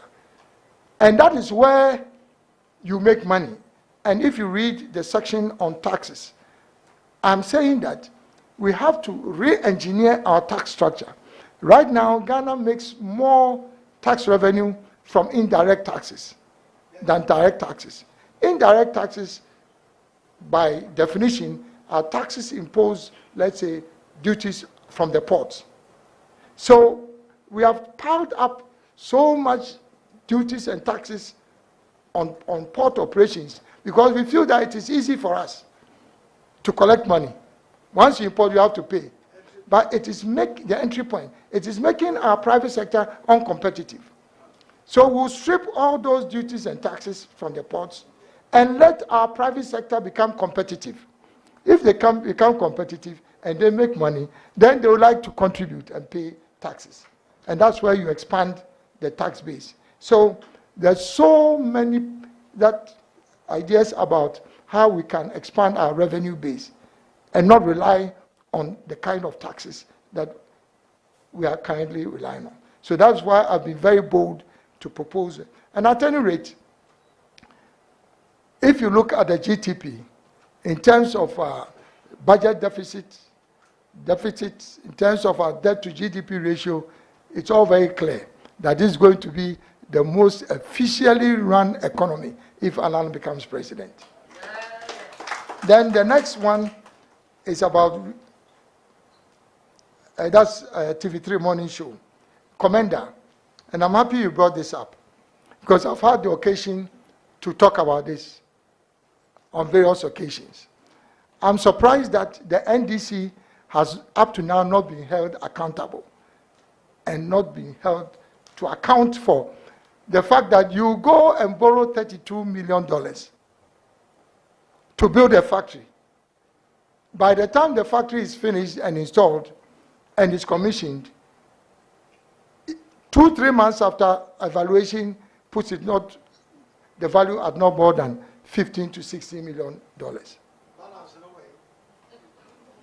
Can you imagine that? First time I stepped into the Ministry of Trade and Industry, knowing how controversial this Commander factory was, I decided that, look, I believe in continuity in government. So if the NDC has already gone through a process of loading this to a private sector, there's no problem. Let me invite that person to come and take over the factory. I don't need to start a new process because we want to bring in a new person. I invited the gentleman who won the bid. This was just 2 months before the NDC left office. 2 months before. Remember, the factory itself was commissioned when it was not fully operational. But that's by the way. And then at the same time, they made an effort. It went through a process of competitive bidding. The man who won the bid, when I invited him to come and take over the factory, he said, the amount of money that I bid for, it was just for bidding purposes. the factory does not deserve that amount of money you're asking for. So he said he's not going to pay. He's not interested in. Can you imagine giving an opportunity to somebody who has won a bid, a different party? He says he will not touch it. That is why we initiated another round of looking for investors. And everything went through Parliament, through Cabinet, every single thing. We went through Cabinet.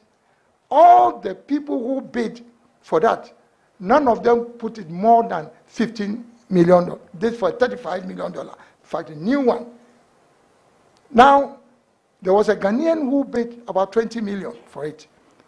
I called the person, come and take it. The man was running away. People were bidding $10 million for this. So I again called the transaction advisor. I said, what is happening? It beats my imagination. This is just 6 months after we have taken over power. What is this discrepancy? We borrowed 32 million. Now everybody is saying that it's not worth 32 million. So I said, you organize the first transaction valuation. So please do it, check again. I know, I cannot blame you because you are not valuers. But at least you commission people to value as part of the transaction exercise. So call another valuer. I won't take the business away from you because you are a reputable international organization. I know you do your job. So there's no problem. Let's not fight about it. Because NDC is making noise. After defrauding the country, they are still making noise about this. So I said, okay, let's call another valuer and let them value it. Then they said it will not cost more than $16 million. Then I realized that we are in trouble. And so, under normal circumstances, I ought to have abandoned the factory because it is almost like putting a certain white elephant along your path. Of course, at that time I was in the party, so an elephant, I say, oh, this is, we don't, at that time, we don't deal with white elephants, so let's see whether we can do something for the community. So I again sent a proposal to a cabinet for them to reevaluate this because we cannot leave it to rot. So then they agreed that we should, and I'm happy that the lady has actually done her homework. So I took it to cabinet. And all the people who bid for it, there was only one person who later on said that, look, he is going to take it up for a certain period. I think maybe 15 years or something like that. And he was going to pay a certain amount, 3 million, as you said. I took it to cabinet. Cabinet approved it. We're all very happy. As the lady said, we knew that if you consolidate the 3 million per annum, then you would still get your money back. Lo and behold, we got our lawyers. Then the man started running away. Now changing the goalposts. No, you have to guarantee me this. I cannot pay 3 million. And I realized that it was not going to happen. So I went back to cabinet and I said, look, it demonstrates one thing, that there was some fraudulent work on this thing. So if we don't want it to rot, then let's find a management partner. Let's invite somebody to come and put it in good shape and then run it for some time until it becomes attractive to another investor. And then we can cut our losses. Because at another point it was. And we asked for a forensic audit on that, Yoko. So I'm using this opportunity to find out from Yoko, what have they been able to establish the difference between the figures? Because we have nothing to do. Our hands are clean. We have nothing to do with this. We did not borrow the money. We did not do the evaluation. So before I left, we got a management contractor who came and put it in good shape before I left. And we've even invited the president to see the process going on.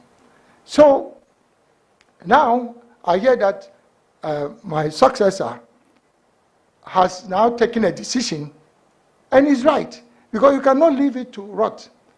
So he is taking a decision that once the MPP government at my time was able to bring it back to life, and he has succeeded, then let us now lease the property.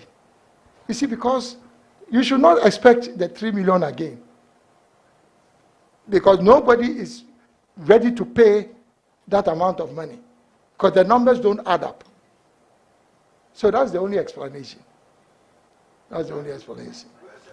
Then, yes. No, so I think the decision that the minister has taken is right. They don't need to cancel it. They should give it for the lease, and if it's 1 million, the government has to cut its losses, because the numbers don't add up in the first place. And that is why the guy who promised to pay 3 million, when it was given to him, maybe he only said it because he thought that would make him win. But after that, it was obvious that he couldn't. He was running away from the project. Now, the next one was in respect of BRCs. Was that BRCs? No, reducing size of government. I think it was still from TV3. Reducing the size of government. And you wanted to find out why the Ministry of Information is not part of our list of 40 ministries. What does the Ministry of Information do? What does the Ministry of Information do?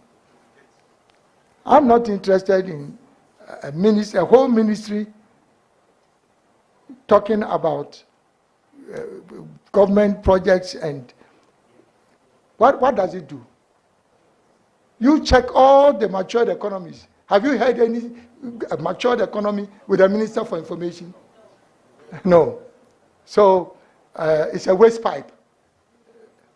That ministry does not add anything, you know. I'm sorry, all my friends who are in the Ministry of Information, don't worry. I'll turn all of you into business people. You make more money than sitting in the, but because, you see, the reason why I'm very confident, I talk confidently about these matters, is because I've been around. In the early 80s,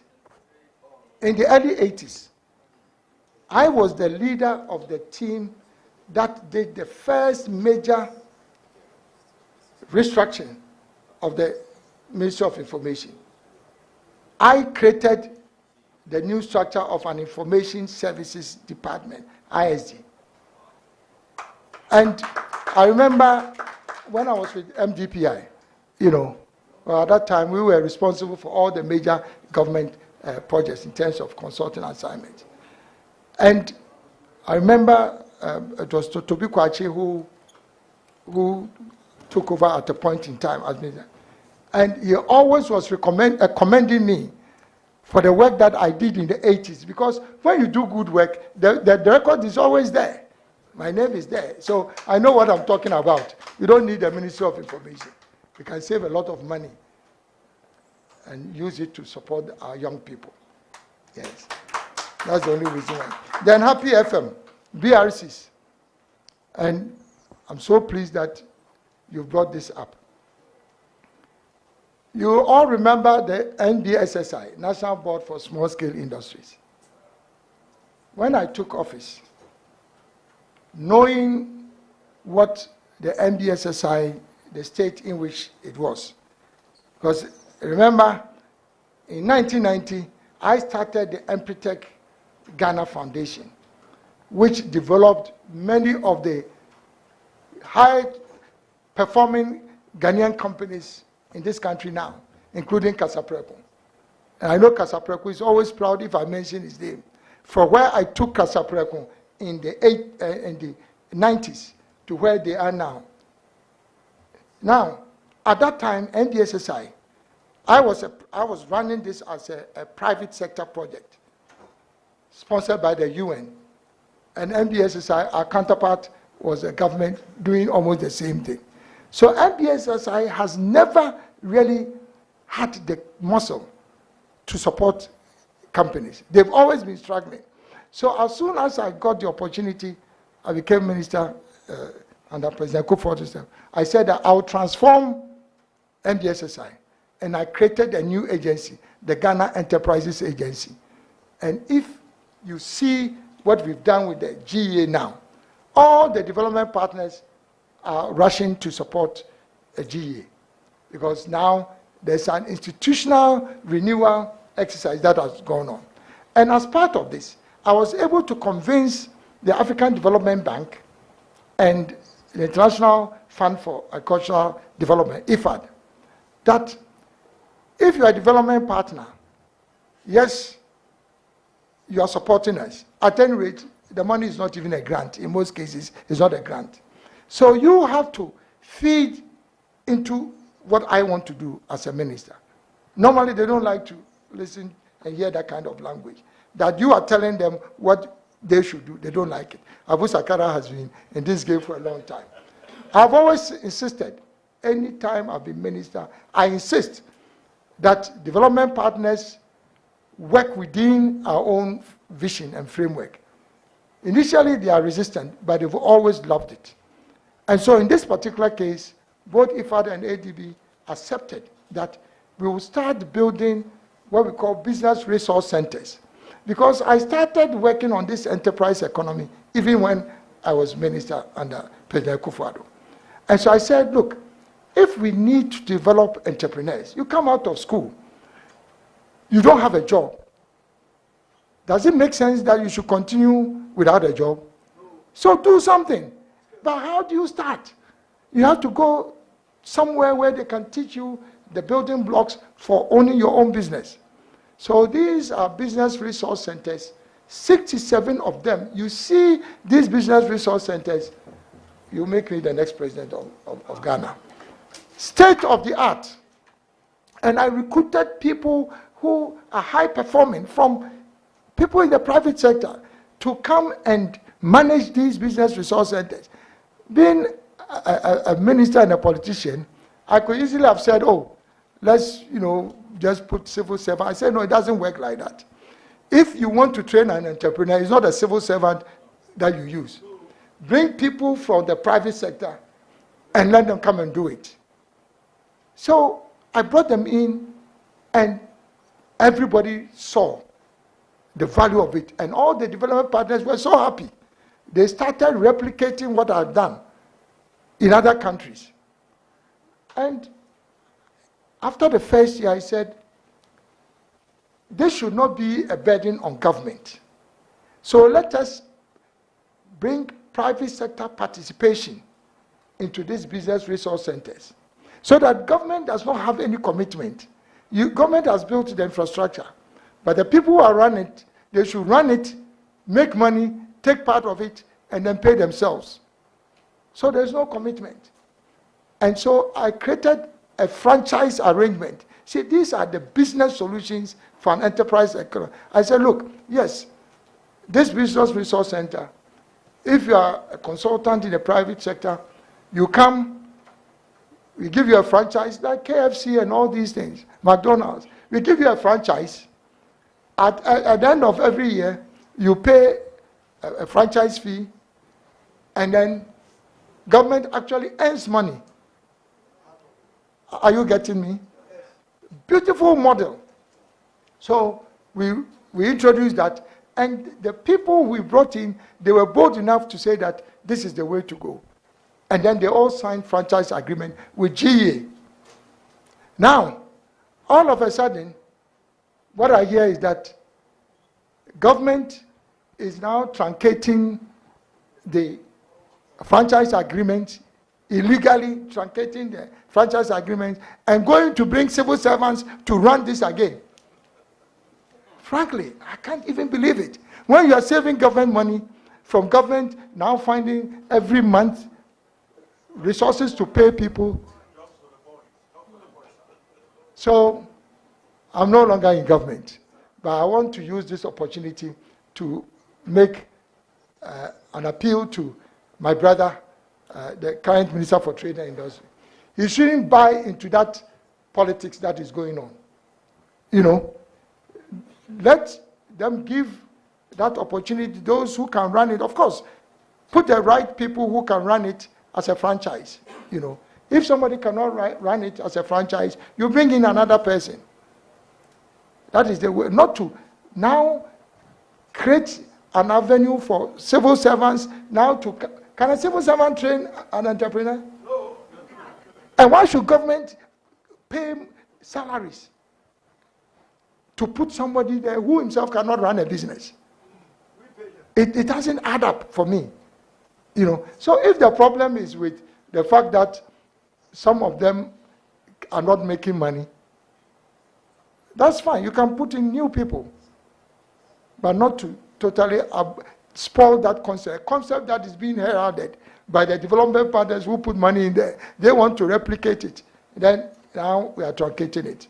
So it's only advice. Now, very quickly, Metro TV, the behavioral cluster. Again, now I really I have self-fulfillment. Today, what has happened with the media, the quality of questions they are putting, I've been listening to some of the other encounters. This is the first time that I've seen real substantive questions being put. So I'm overjoyed. Now I know that I really have a partner in development. But you have to make me president for it to, the media, so we can work together. By the way, if you look at the GTP, I've also proposed that we will create the civil society organizations as the fifth estate of the realm. If we have the executive, we have the judiciary, we have legislature, we have media, and we have CSOs, Ghana will rise again. And I agree with you, therefore, this behavioral cluster. The clusters are not arranged in an order of importance. But even though it comes at the end, I agree with you that it's the foundation. Because without a change of the mindset, I think I made allusion to this in my opening remarks, without a change in the mindset, you cannot deal with corruption. You cannot deal with maintenance of roads. You cannot deal with the environment. You cannot deal with galamsey. So many problems that we are having now is because of the wrong mentality. So I agree with you. But all the 5 clusters in the GTP, the economy, the governance, which includes the constitutional reforms and corruption, social services, infrastructure, and then environment and natural resource management, and then behavioral, they are interlocking. They reinforce each other. So they are independent but interrelated. So you are preaching to the converted. And I think that you cannot have progress with the other clusters without the behavioral. Last but not the least, on Dumsor. In fact, I was amazed that the government was trying to defend itself that there was no Dumsor. When it was obvious that we were having challenges. So changing the label does not change the status of our energy sector. But we've made, because of time, I cannot go into it, but we've made very specific proposals. The problem is not with generation. That's not the problem. In fact, at a point in time, and I'm sure it's still the case, that we have actually excess power. I've left government, I have to be sure whether that's still the case. We have excess power. The problem has to do with the public sector control of the energy institutions. Do you know how many agencies there are under the Ministry of Energy? That would be the first candidate for cutting. Energy Commission, Petroleum Commission, NPA, GNPC, BOST, ECG. So there's so much confusion because you have all these agencies falling over each other. And can you imagine, with my proposal, not just to cut the ministries, cutting the ministries is only a small thing, but consolidating departments and agencies consolidating them, the amount of savings we will make alone just from consolidating departments and agencies will pay for our IMF, what we need to pay for our creditors. So I feel that the proposals I've made with doing so, it is very clear.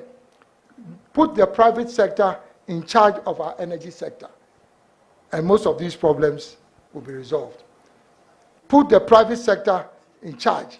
If you go to the US, maybe Pennsylvania has a power company and they do generation distribution. You go to California, they have, it's all private sector.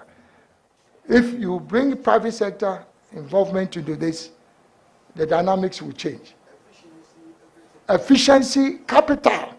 Because why is it that we have all these intermittent power outages? Because of lack of investments in our transmission infrastructure. Government does not have the money. It would never have the money to rebuild our infrastructure. The only way is to bring in the private sector. They'll put in more money, they'll bring in the efficiency, and then you regulate how much they can take in terms of charges. And that's what happens everywhere in the matured economies. Yes, thank you very much. So, 2 quick announcements before the next set of questions.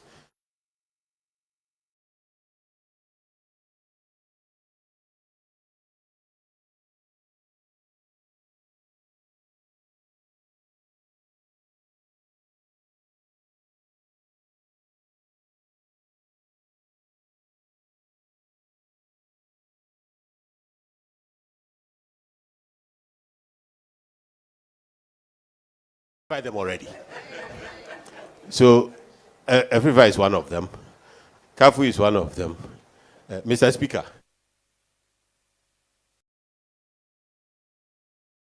Right? And Selom. And Selom. Let me see this. So we have the 5. Okay. Then the last round, we'll also have 5. We ready to take off? Everybody, let's go. Strictly one question. Strictly one question. Oh, one question, but strictly one question. A bit of clarity on something like the question beside, then I'll tie it in with the media. But I can't quote on a feni yesuyashe. A jackafu de ne joy from for the Ryan, a jamus. I miss Yashe. Could you answer any other Ryan? Now, this one that you want to deal with a corruption. Nepotism. I'm saying, over president, I just say, Miyabano. Never appointment. Right, so my question one will be clarity on a year. Joy FM host to know Nidia Obisaya about the amendment of the Constitution. You are a lawyer, so then it gives me the opportunity to ask you that the Constitution itself provides modes through which we can amend it. Now, Oko Article 289 and 290, where there is entrenched provision, at least we have about 4 ends to the amendment.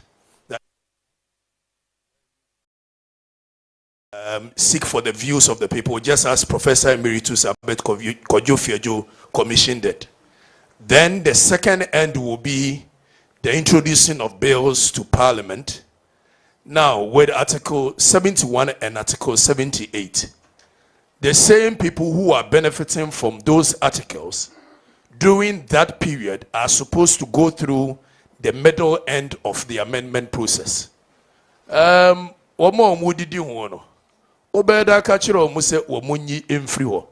it's a minister, I won't appoint in the.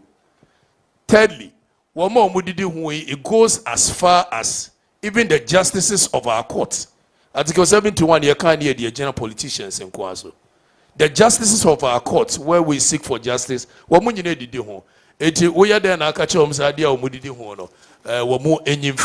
is one. Now, in tying in with a year amendment process, work and we see sloganeering, and they also could be a year GTP. In the likely event, not unlikely, likely event that Ghanaians give you the power to lead this nation, obviously your tenure of service will come to an end. And if it does, there will be a takeover. How sure are you whoever will take over from you will continue your processes? And in solving that, we had Act 49, Act 479 and Act 480 of Ghana's parliament, where the NDPI, now NDPC, which you were part of, is just an advisory body. People have said we should make it an NDPA, that is National Development Planning Authority, that will come up with a long-term development plan of the nation, which comes in short to middle-term development, that is co-terminus with every government. What is your take on that? Thank you.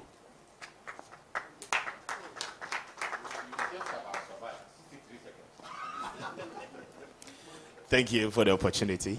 Good evening to you, Mr. Chomate. My name is Kwame Appiah-Kubi, host of Kesben FM and TV's Breakfast Show. Now, my question has to do with page 76 of your plan, and it talks about the environment and then climate change. You have told us since the beginning of this particular event that, in fact, you championed the introduction of a lot of the automobile companies coming into our country. And in so doing, I believe strongly that you are very much aware of how the world is fastly moving and then transitioning from the use of fossil fuel as well as carbon emissions in our environment, thereby introducing electric vehicles into the system.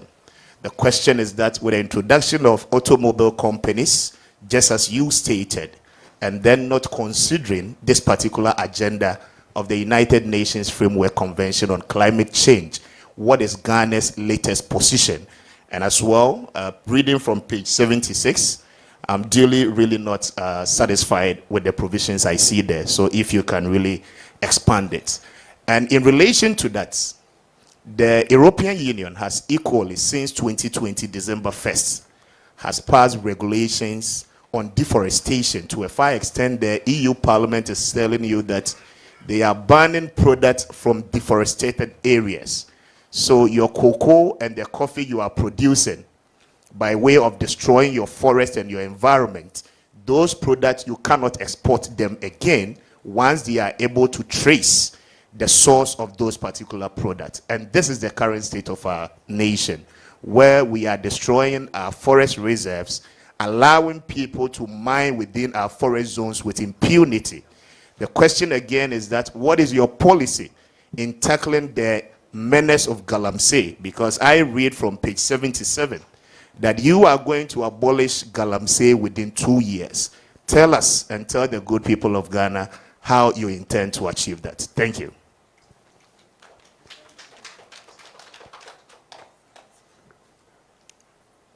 Madogwana Mikata.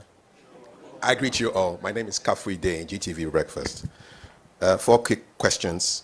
Galamsey, how do you change the color of the water of the Pra, which is almost as bright as your color, within the time period that you specified on page 77, eliminating Galamsey within 2 years? Will it change the color? That's number 1. Number 2, second question. I see that the Eastern region is going to be the science, research, and innovation hub for West Africa. Why? I want to know. Thirdly, you said it's going to be an enterprise economy. Are we going to now have our economy at the risk of being controlled by foreign interests who have the money? And the last one has to do with patriotism. It's on, I think it's page 81. If I do a test right now, most people cannot say the pledge and cannot sing the anthem. I had the privilege of speaking with an ambassador from one of the Latin American countries, and when she spoke about the love for her country, she was almost in tears. How do you get Ghanaians to love Ghana? Because if we don't love Ghana, all this will not work. Thank you. Thank you, Chief. My name is Nanaya Ofianko, and I host the Agenda Show on Atinka TV and the AM Drive on Atinka FM. And I'm taking my question from page number 45.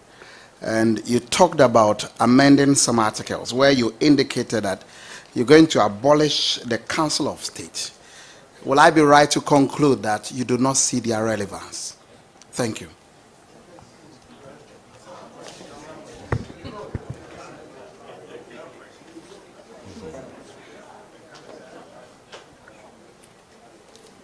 Good evening. My name is Salom Adunu from City FM and Channel 1 Television.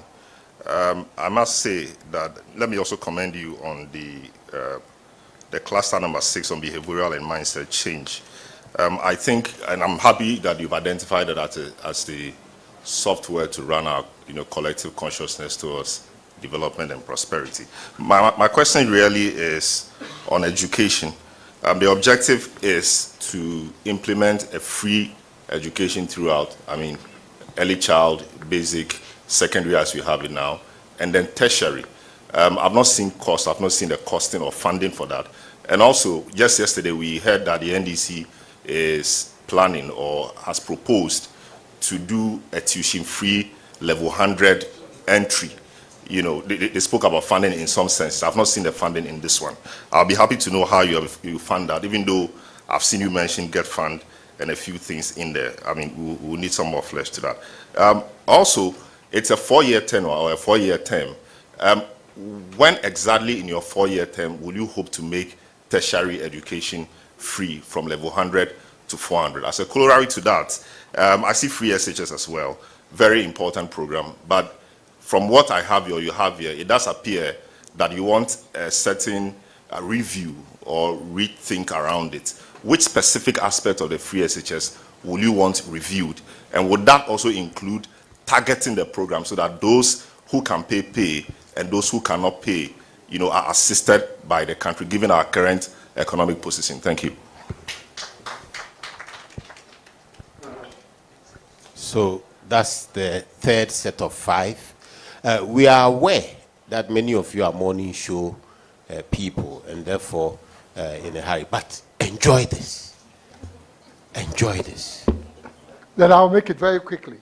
First, Okateche, Article 289, and then the reference to Article 71, the amendments. I agree with you completely that there's a potential challenge in bringing this into existence because of the individuals who will be involved in making the proposals happen, because it affects them directly. But if you read it carefully, the challenge here, as we have, is ring fencing a certain number of officials and putting them under one category, whilst others are in different categories. That is really the challenge. My sense of the cry of Ghanaians about Article 71 holders is the fact that why are we ring fencing them from the others? That is my understanding. So when we talk about dealing with Article 71, we are saying that bring all those public sector officials, including those in the judiciary, as you rightly pointed out, to an independent emoluments commission. Now, our view is that instead of setting up an independent emoluments commission, try and strengthen the current Fair Wages Commission, and then bring everybody under that provision and that institutional framework. And then it will become much easier for us to do the comparative analysis of who should earn what. So you don't need to have these different categories. In and by itself is discriminatory. So if you have one institution which we are proposing as the Fair Wages, an empowered Fair Wages Commission to deal with all classes, then I don't think that there will be that violent disparity that Ghanaians are complaining of. So it doesn't matter that it will affect them or not. This is a proposal to ensure that we address these disparities. And the fact that they will go through a process, and I agree with you, they go through a process, but this is very simple. It doesn't matter whether they are involved or not. This is the proposal that will bring sanity and confluence to the determination of emoluments. So that's the way we are looking at it. Number two, you talked about, yes, Alan becomes president after 4 years if there has to be a continuation. How does it work out based on the GTP? It works out from the very concept of having a government of national unity and an independent presidential candidate. So the new political regime and dispensation that we are proposing guarantees continuity.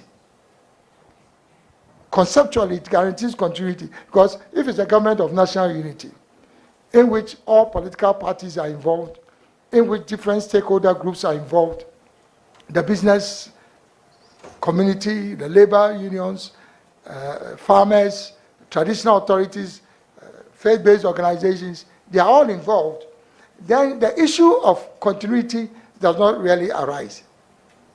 But if Alan becomes president as an independent candidate, it then consolidates this whole concept of an inclusive government. And so that the president is a president of Ghana, not of NPP or of NDC. That is the transition that we need to get to. And then the continuation then becomes, I think, one of mainstreaming this whole concept, first of a government of national unity, and also selecting the president on the basis of his own merit and record. And Professor Kwesi Prempeh has written a beautiful article about independent candidates. It's a new political dispensation that Ghana has no choice but to transition to. Just across our borders, in Benin, 2 continuous terms when they've had independent candidates, you will not recognize Benin again. Because the man is there for Ghana and not for the parties. And Benin is moving. The most successful president of the United States, without any debate, George Washington, served 2 terms. In both terms, he was an independent candidate. And he actually warned about the negativity associated with duopoly. He warned at that time, if you read up on George Washington, this will be very clear. So, again, continuation of power is aligned to this whole concept of inclusiveness, a government of national unity, a government by the people, for the people, and of the people, headed by an independent candidate who is selected on his own merit. That's the way I see it. Then the long-term development plan also speaks to one of the fundamental pillars for the movement for change.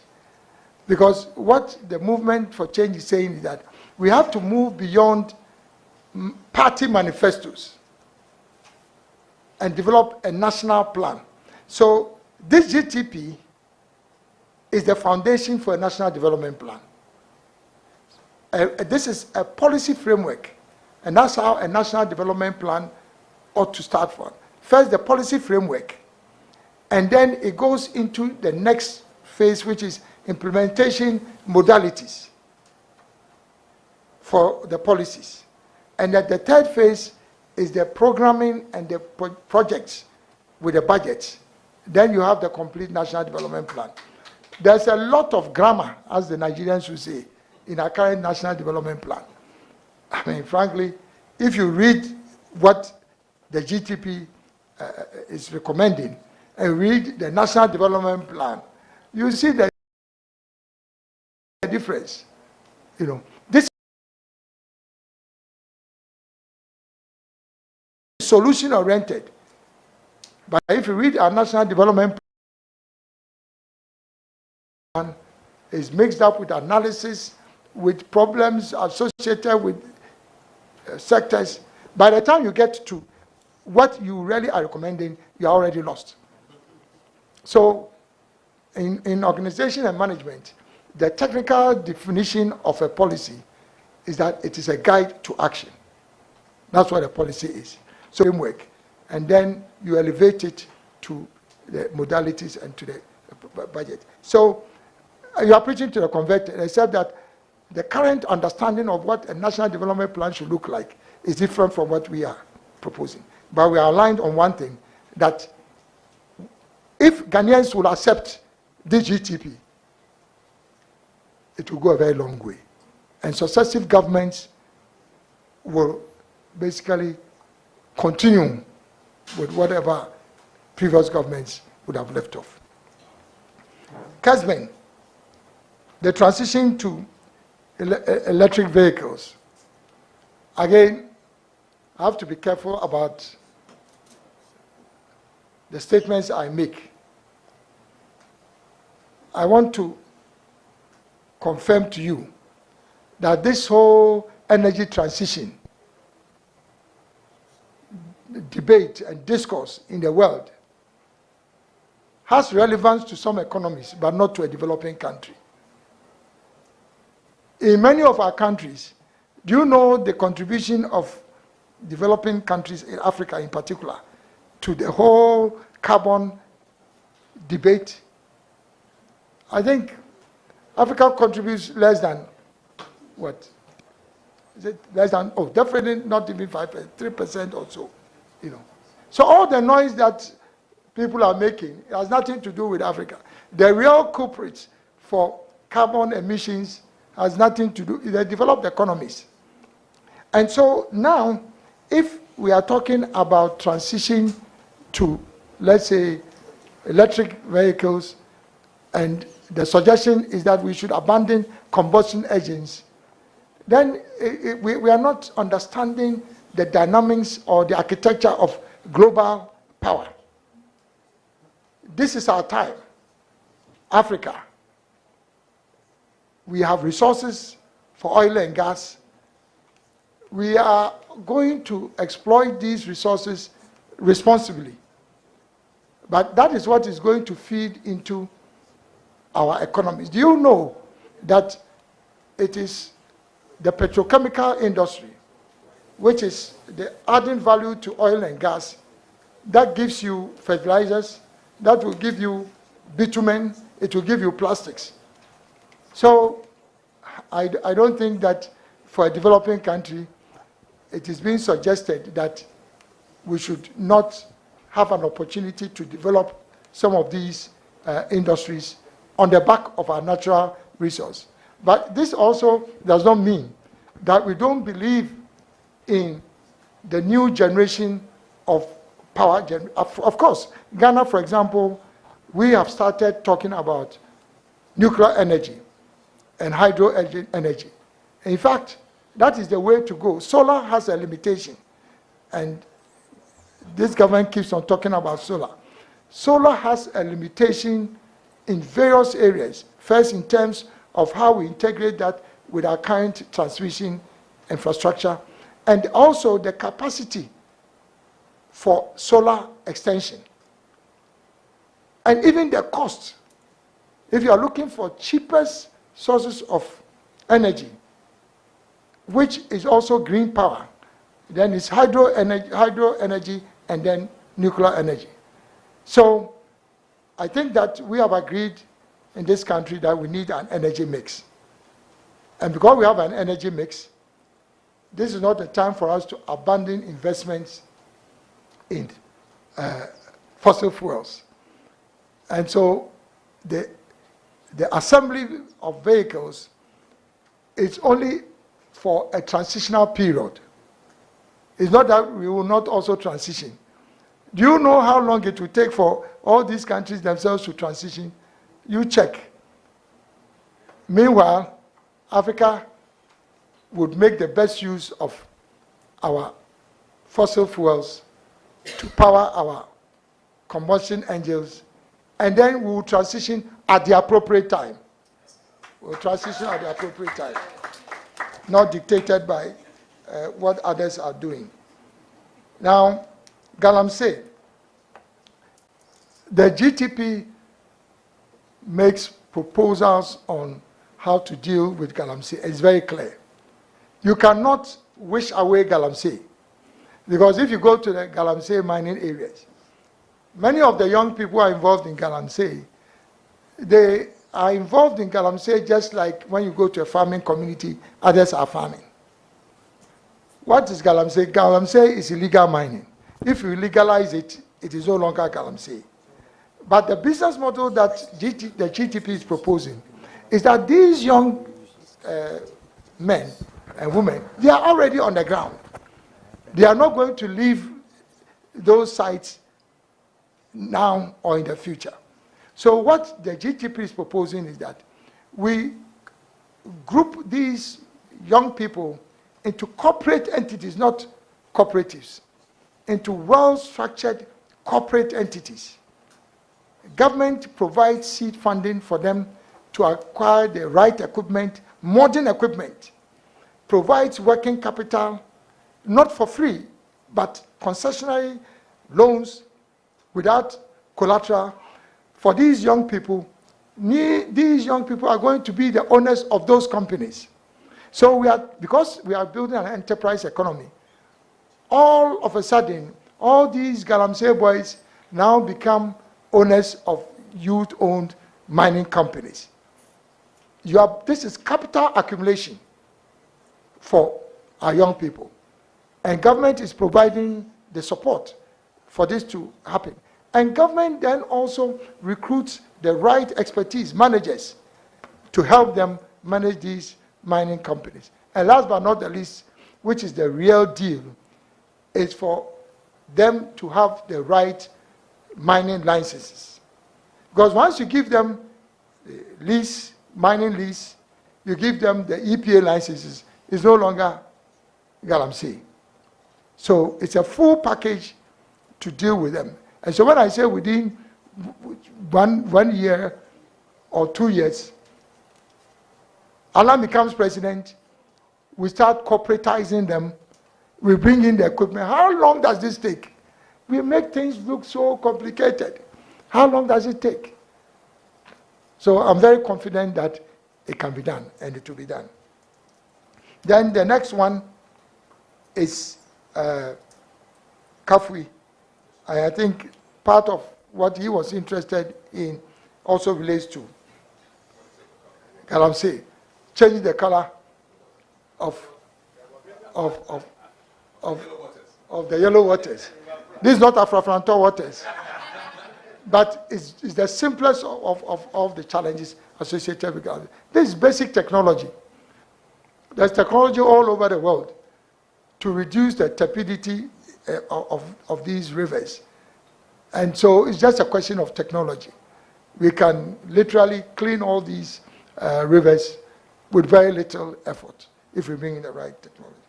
But you made a very important point about the proposal to make Eastern Region the new research and technology hub.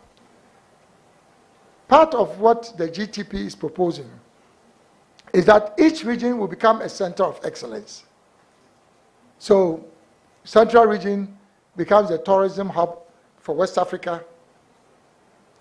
The Ahafo and Bono, two Bono regions, the three of them become the new tree-crop processing hub, including cashew, cocoa, and the rest. And then you have the 5 northern regions becoming the bread basket for West Africa. And then Ashanti region becomes the new industrial hub, manufacturing hub for Africa. The new industrial, Greater Kumasi industrial city. 5,000 acres is already under construction. And then research and innovation. If you go to the United States, Silicon Valley is acclaimed all over the world. It was specifically created. It's not as if there was something peculiar to them. It was a strategic development prioritization that they should develop Silicon Valley in that area. So it's the same thing with Eastern region. And that's the reason why that is so. Greater Accra is the new International Financial Services Center. We are going to create a tax haven and a new financial center in Accra, and you don't need to go to London, which is one of the financial capitals. You don't need to go to Zurich. You don't need to go to Hong Kong. You don't need to go to Singapore. The amount of money in Africa now will be consolidated in Ghana in this new financial service center. And that's when you have the big banks all coming to establish their corporate headquarters once Ghana becomes the international financial. This is something that has been discussed, but under an Alam presidency is going to happen. Volta region is going to be the skills hub. You see, if you audit the GTP, the 10 new strategic industries that we are proposing that will diversify the economy beyond cocoa, bauxite and aluminium, iron and steel, the component assembly, vehicle assembly, vegetable oils and fats, the manufacturing of machinery and equipment. You can't industrialize and import all the machines that you need.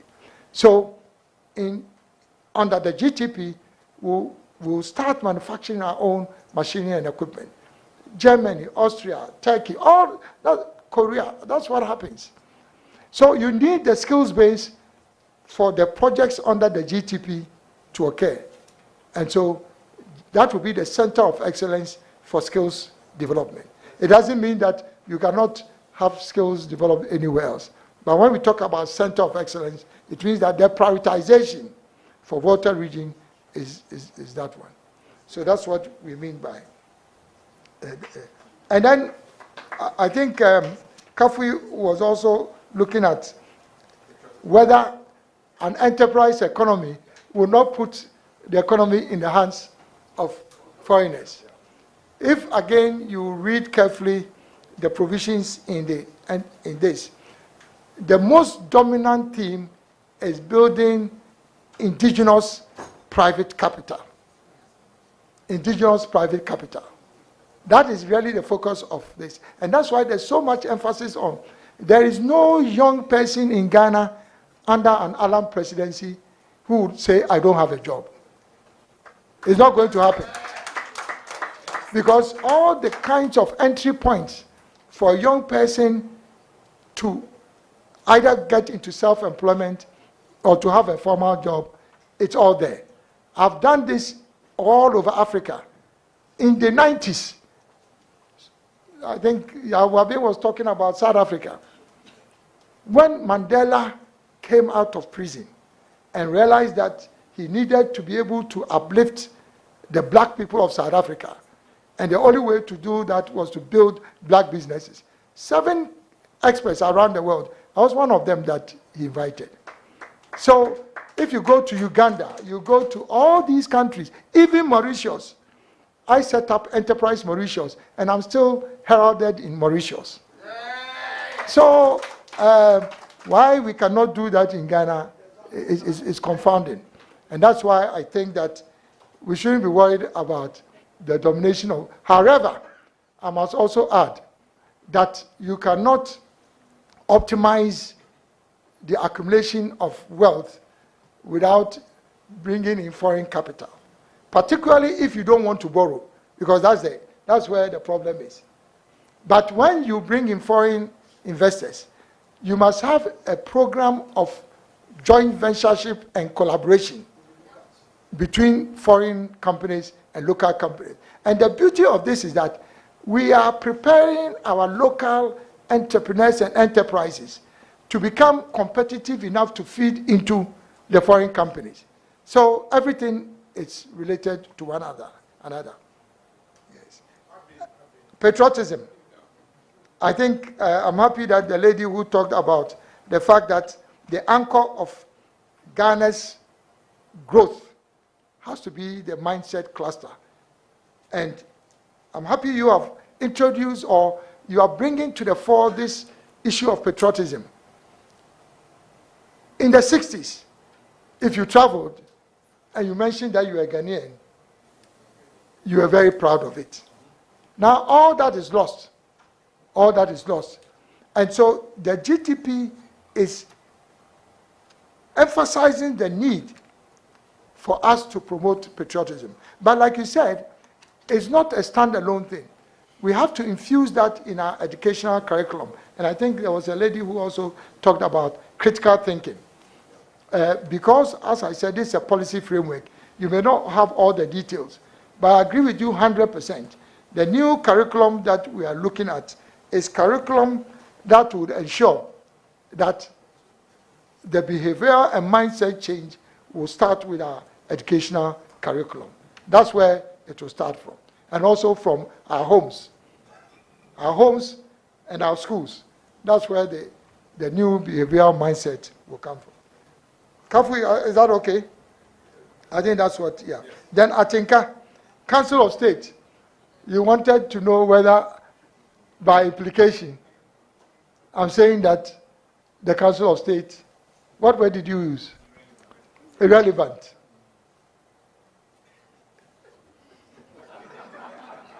I have some of my uncles and my godfathers in the Council of State. I don't want to use this platform to say that they are irrelevant. But the Council of State, by the constitutional nature of it right now, is irrelevant. Not the people within it. Not the people within it. I'm saying by the constitutional nature of the Council of State right now, it is relevant. And so we have to transition that. All the good people who are currently in the Council of State, they should all now be rechanneled, to this new second chamber, which is going to be the real oversight over executive action. You can't have a president that has no limits. You're only building a thing God, and without any control. So Parliament, yes, has an oversight, but the oversight of Parliament as it is defined in the Constitution now is not optimal. And that's why you need a second chamber is also an additional oversight over executive action, so that we can limit the powers of the executive. That is where you have the real checks and balances. Once we get to that stage, Ghana will grow so rapidly, and Ghana will rise again. Then, City FM, you were interested in the proposals on free SHS, and then other elements of our educational structure. Now, this GTP reinforces the constitutional aspiration of free basic education, where education now extends beyond primary, but it goes through the entire continuum. It's the aspiration. The implementation of it, however, has to be defined in more detail. And that is why when you read about our approach to free SHS, we say categorically that the free SHS is a good policy and must be continued. But we need to be able to have an understanding, a comprehensive understanding of the implications of the free SHS. First, and I think it's useful that I just read this.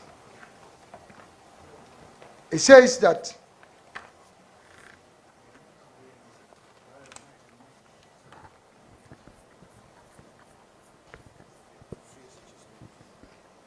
I wanted to read the exact 60 what? Page 66, sir. 66. So it Okay. says, okay, you can read it. to realize this objective, well, let me read the entire thing.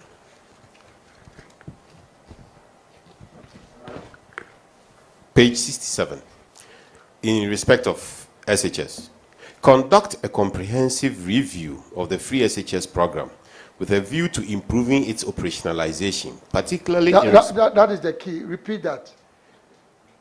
with a view to improving its operationalization, particularly in respect of 1, financial sustainability. Number 1. 2, infrastructural requirements. Number 2. 3, curriculum development. 3. 4, capacity building for teachers and non-teaching staff. 4. 5, transitioning free SHS graduates to tertiary education and the world of work. Good. So now you appreciate our views on free SHS. It will continue, but we will undertake a review along these lines. And after free SHS, every SHS graduate will now go into a 1-year compulsory internship or apprenticeship program. That is where the mindset is going to start changing after free SHS. You cannot just walk into university with this kind of mindset.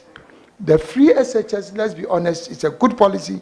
But if you come out to act of free SHS now, you walk straight into the university and you work straight into the world of work. You are not fully baked.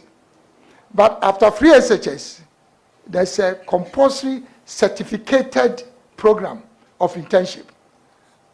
We are talking about how people in other economies seem to be so smart. Because by the time they get into university, they already are business people.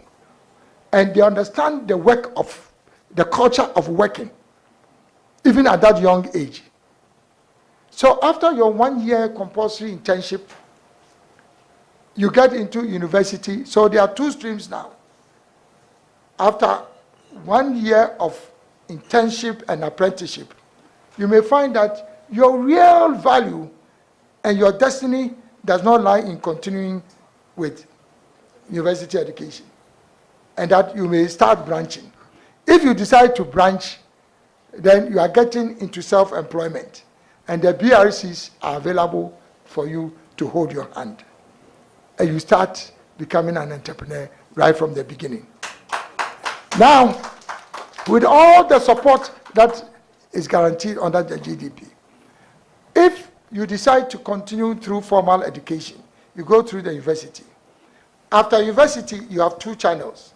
One channel is you go into the military or the security services.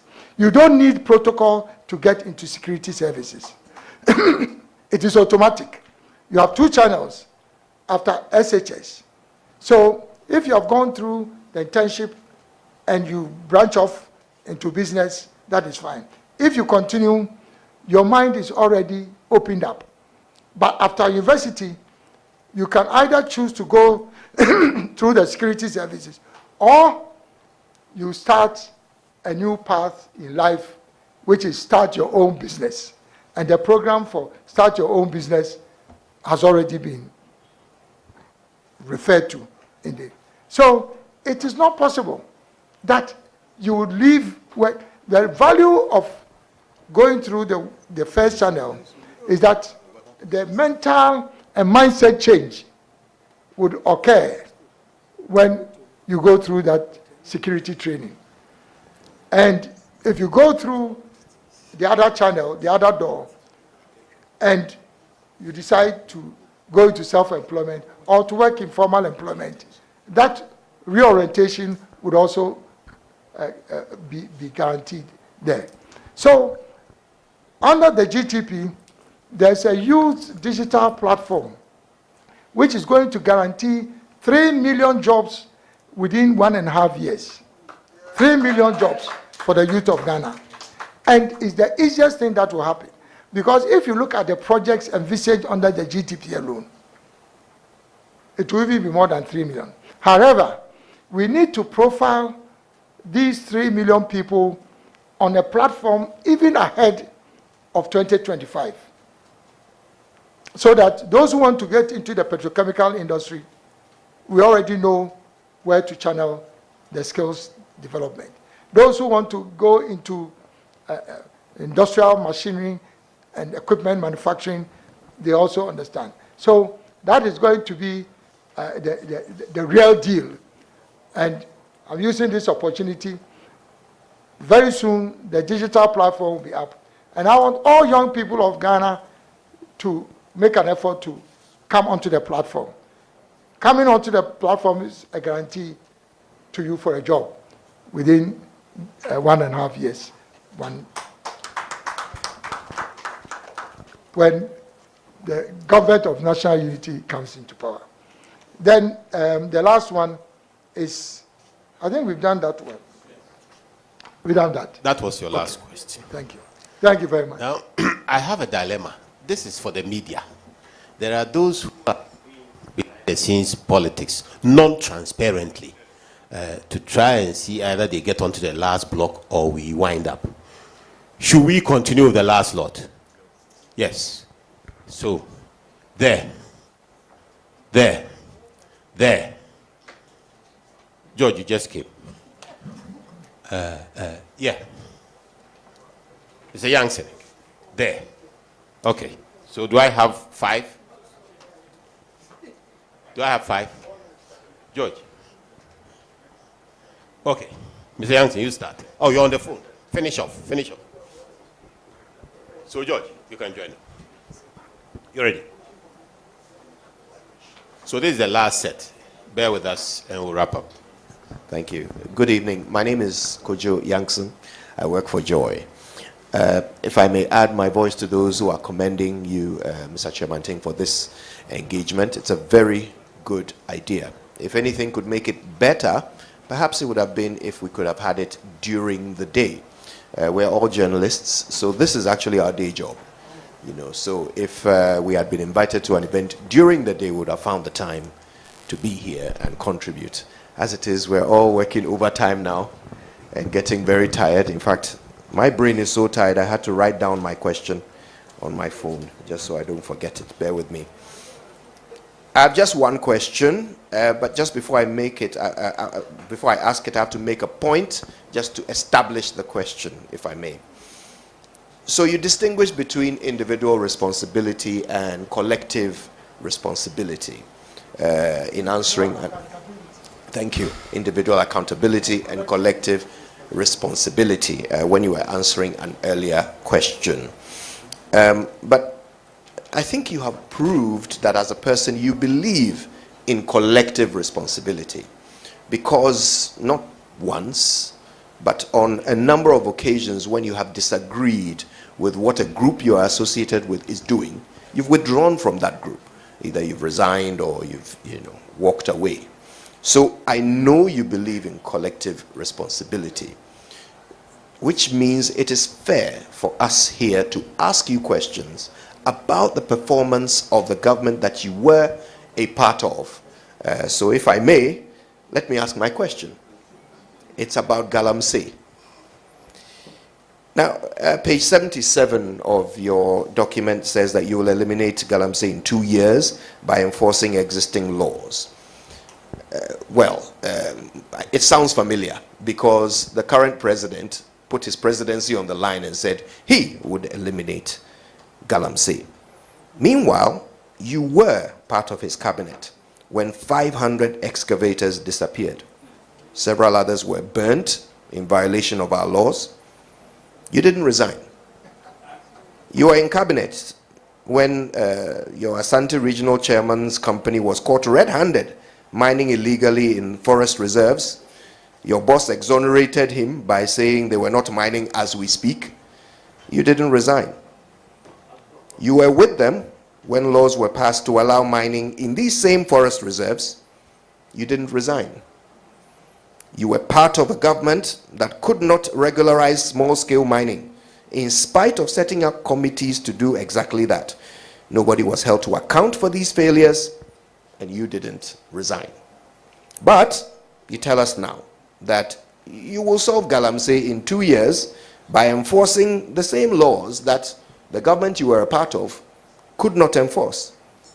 Why should we trust that these aren't just words and that you're actually capable of doing this? Thank you. Good evening, Mr. Chairman. My name is Nene Odomple, and I represent all the Gen Zs, which is the popular generation, and I can find that none of them are here, so I represent them. Yeah, I'm a Gen Z. Okay, so growing up, I grew up I ran and own a blog, the 1957 News, which is a digital news blog, yeah. So growing up, I grew up to President Atam Mills as a president, and we were told he's a calm Asundwehine. So during his time, when people do bad things, he calls them to order by speaking to them calmly. President Mahama came into power, and we had a popular term, babies with sharp teeth, which means that the young people in his government were holding him to ransom. They were doing things he couldn't call them to order. Now we're told there was another man who was coming, who was a very radical person, who could call his people to order and make them do the right thing, which is His Excellency the President. You are also described as one fine man who is very calm. I'm saying this because in President Akufo-Addo's time, we see how the state is supposedly being captured by people, and they are taking our lands, they are sharing things among themselves. As a fine gentleman, as a man who is very calm, how are you going to hold your appointees to order, even when the man who is described as a very radical person is not able to do that?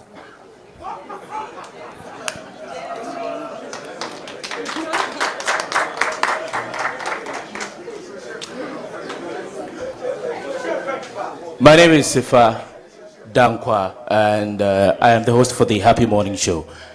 Mekatri, it's answer my same Misania Bako Miansa. Oh, me trying to tell. Program you're show so. Timmy trying to tell. Chief, what am the kind? Yaka enterprise economy. Meaning say you are chief proponent for after. A hand in the enterprise economy. The autonomy has got to do with Galamsey. You say and Sasi be Brinoa na wo memwa. I say, do you look at a year reclaiming those lands? Emre ahe and you've been here to reclaim those lands. Eka he and ye bebo ewo ho. Eno eye de tosu eye mienu. De tosu mi ensan advocacy. Many mental health authority for wedding come from 2012 abisi sabri. Empempi na sema mo kan say wo mu nya sika emfa ni wo mujuma wo mudie. Ofa economic cluster no a o kire se obeyi etuo bi e de free ho. Etuo ba ko abeyi free ho no eye COVID-19 levy. This year May na ye mental health month. Many omu share bi wa, many omu din komo. Asem ba ko mo kan ne se senka ye betumi asesa nia ye de COVID-19 levy no eyo na nka ye de ama mental health authority a nke betumi aboa. Obeye hu bibia na. Medase. Good evening. My name is Dennis Osejemfi, TV Africa Morning Show. I will refer you to page 49 of the GTP, Constitutional Reforms. You've listed 13 areas that you're proposing to reform when you're giving the nod to serve as the next president of Ghana. I mean, interestingly, I didn't find one area that many of your predecessors have argued on the term of office. You did not talk about it in this proposal. Does that mean that 4 years in 2 terms is enough for you to achieve everything in this GTP? And how much can you achieve in 4 years? Also, a quick follow-up to what Kojo asked. On you serving in this government, many voters voted for you when you campaigned for this government, and then you left eventually. Will you take the responsibility to apologize for the disappointment that you have also talked about, and how you've led some people to also vote for this government? Thank you.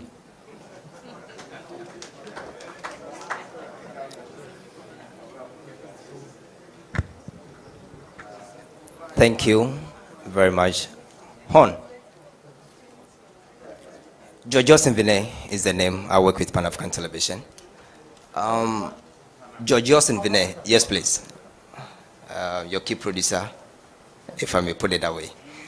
Honorable, I just want to find out. I know, if nothing at all, you've been listening or you've watched the proposals from both parties, the major political parties that we have in this country, NPP and then NDC.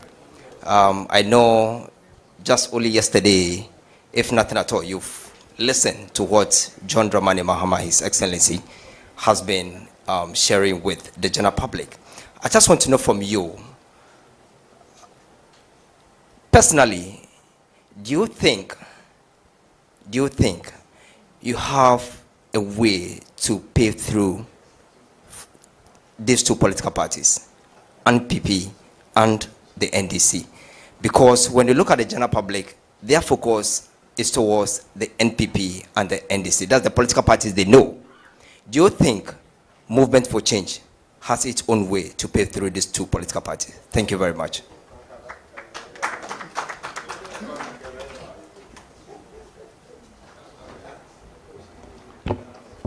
Excellent questions, set of questions throughout. Kojo Yankson, my nephew, I think the concept of collective responsibility and then individual accountability not being the same actually answers your question. I believe in collective responsibility, but not individual accountability. So all I'm saying is that, yes, being part of the government, together we are collectively responsible. However, when it comes to accountability, then it cannot be generalized. So exactly as you said, if we promised to deal with Galamsey by destroying equipment, by doing ABCD, that was the business model that was adopted. I cannot be held responsible for the efficiency or effectiveness of that model. However, I am saying that I'll have a different business model, which is what I have proposed. And by implication, I'm saying that destroying equipment and talking about these other ways of dealing with Galamsey was never going to be sustainable. And that's why it has not worked. So what I'm saying is that dealing with the realities, and I've already alluded to it, that there are people on the ground. And in this particular case, although, as you rightly pointed out, promises were made that they would be given licenses and things. In this particular case, the business model based on the enterprise economy framework is that build their capacity by making sure that you give them the right equipment, you give them the right skills, you give them the working capital, and then on the back of that, you give them the license. So it's not, my model is different from just giving them the license. It's making sure that you build their capacity, and then on top of that, you give them the license. So there are two different things. That is the model they adopted. It has not worked. I believe that my model will work. Because remember, I've done the same thing under the One District, One Factory program. I was able to bring together groups of young people in communities, 45, 50 in a community. And then I got the 1D, 1F to provide seed money for them to buy modern equipment for maize processing, depending on the comparative advantage of the district in which they are. So the fiscal infrastructure is built, the factory is built, the equipment is provided. It's not free money, but it's concessionary funding, and it's all facilitated. They don't need collateral, they don't need anything. And then, in addition to that, we engage management experts to support them.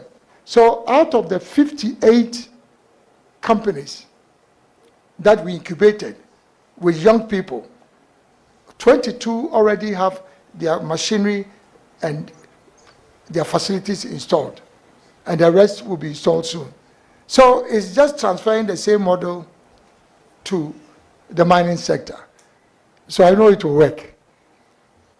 And then I think that above all, it's also a question of the fact that these young people, whichever way it is, they also deserve to be assisted.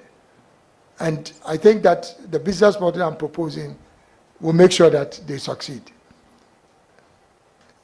Then, did you ask any other question? It was just on this one. Okay. Then Gen Z, if I remember what you said, I think your worry was that, how do I hold my appointees accountable? Because I look so calm. Do you speak Twi? President Kufuor once said, one who said, in social afanipada, and so, you know, to wit, when people get drowned, they only get drowned in cold water, not in hot water.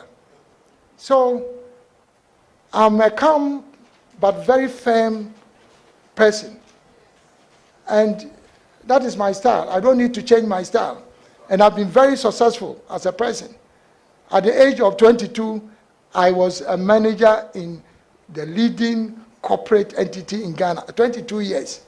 So if I was calm and not firm, I wouldn't have survived through the vagaries of the corporate world. And everybody in Unilever, which is UAC at that time, knew I was one of the high-performing executives, even as a young person. So my record is clear everywhere. Anybody who works with me knows that you can't play around with me. Everybody knows that. But I know how to deal with people. I know how to bring people up.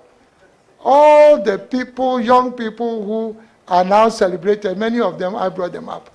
It just comes to memory, unfortunately, John Kuma. I gave John Kuma the first job. I gave John Kuma the first job. He was my political assistant. And some of the people who are making noise in MPP now, I don't want to mention names. I brought them up. And if you will be grateful, they should be celebrating me now.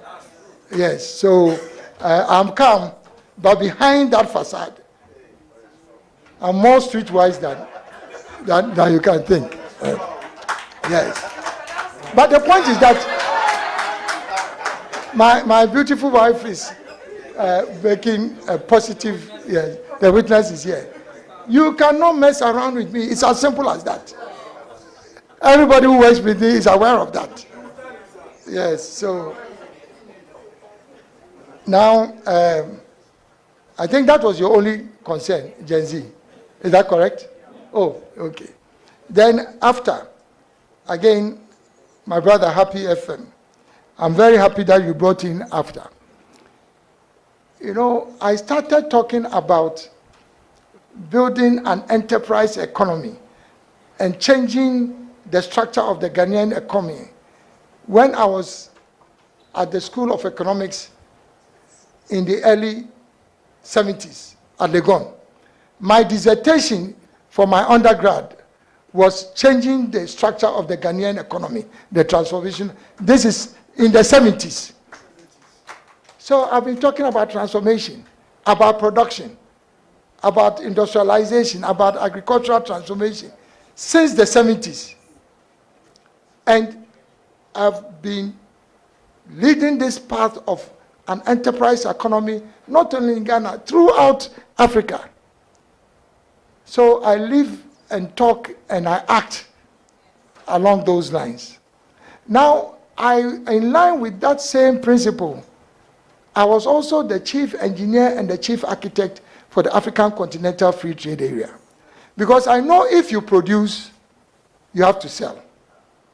And because of the trade barriers that we have in Africa, selling into Europe, United States, and other regions, I knew that the only way my concept of an enterprise economy in Africa would work is to create our own single market. And that is why I led the process to have the AFCFTA. And I also led the process of Ghana becoming the headquarters of the AFCFTA. So everything reinforces each other. The AFCFTA is going to be the anchor for the enterprise economy, because you are going to produce, you are going to export, and AFTA provides that opportunity. So that's where AFTA fits in. And I think you talked about Galamsey. If you read the GTP, it says that the new mining companies owned by the young people now would also be given additional resources for developing the lands that are reclaimed, and now developing cash crops like oil palm and other cash crops on the reclaimed land. So everything has been taken care of in terms of the Galamsey and its impact on the environment, reclaiming land. And last but not the least, your proposal that we should divert the proceeds from the COVID-19 levy to support mental health. Is that mental health? Yes. Now, the only point of departure that I would have with you is that the COVID-19 levy no longer has a place in our tax structure. So it must go. But it does not mean that we should not find sources of supporting mental health delivery. And if you read the health section under the GTP, it is very clear that we will mainstream mental health in all health facilities in Ghana. Currently, it's being done, but only for some health facilities. I'm talking about mainstreaming that in all health facilities.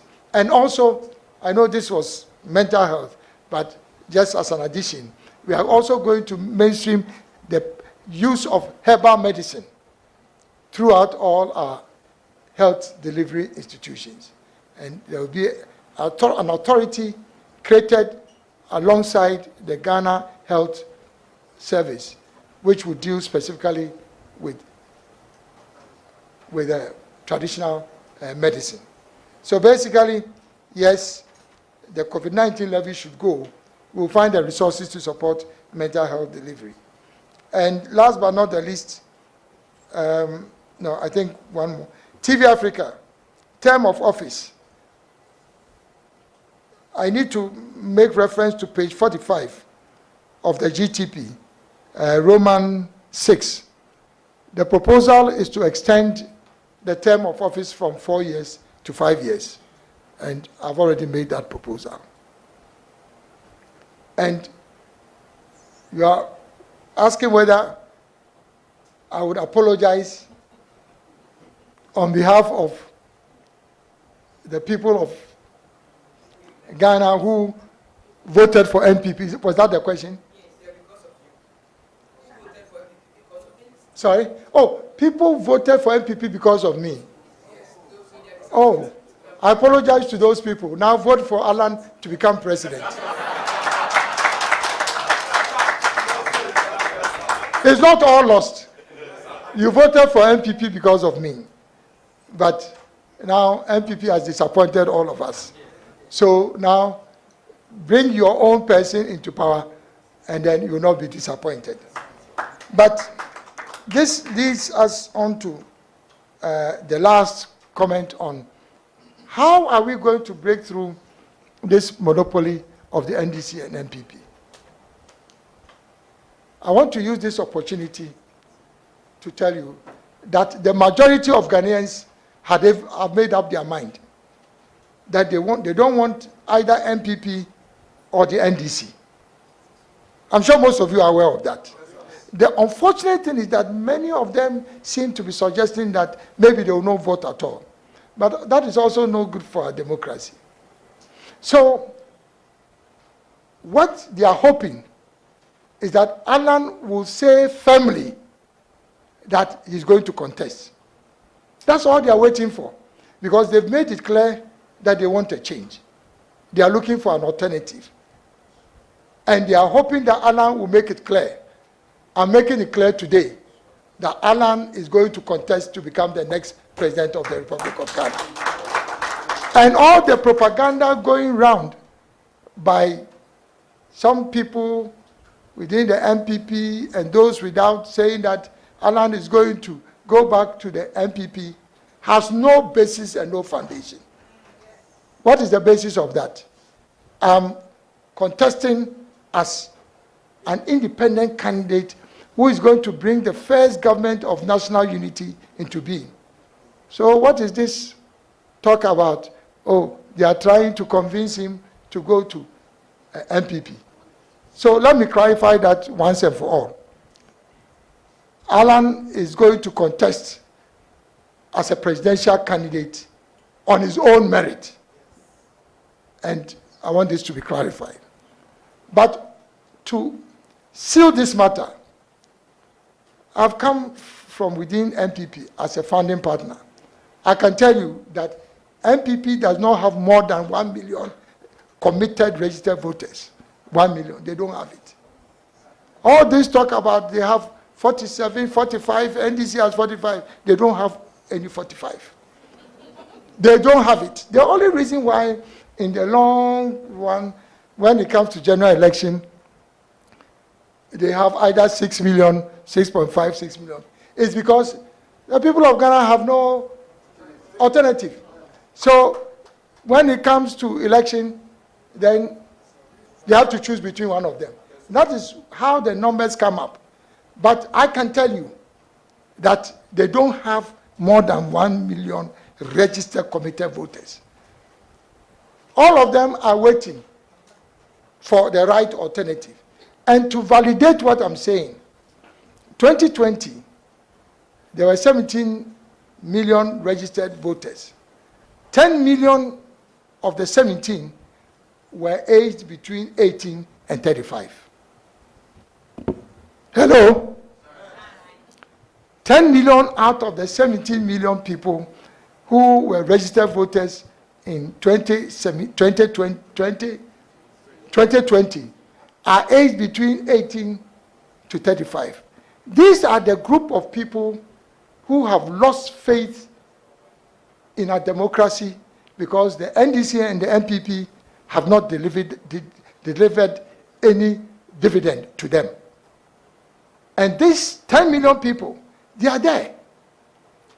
What would be the basis for them now to have confidence in either NPP or NDC? Does it make sense that after 32 years in power, these are 18 to 35.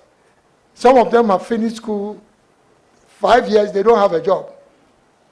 And meanwhile, the NDC and NPP have not been able to convince them that they can do anything different. So the 10 million people are waiting for Alan to make a declaration that he's actually going to stand. And I'm standing because of the young people of this country. I've made it clear.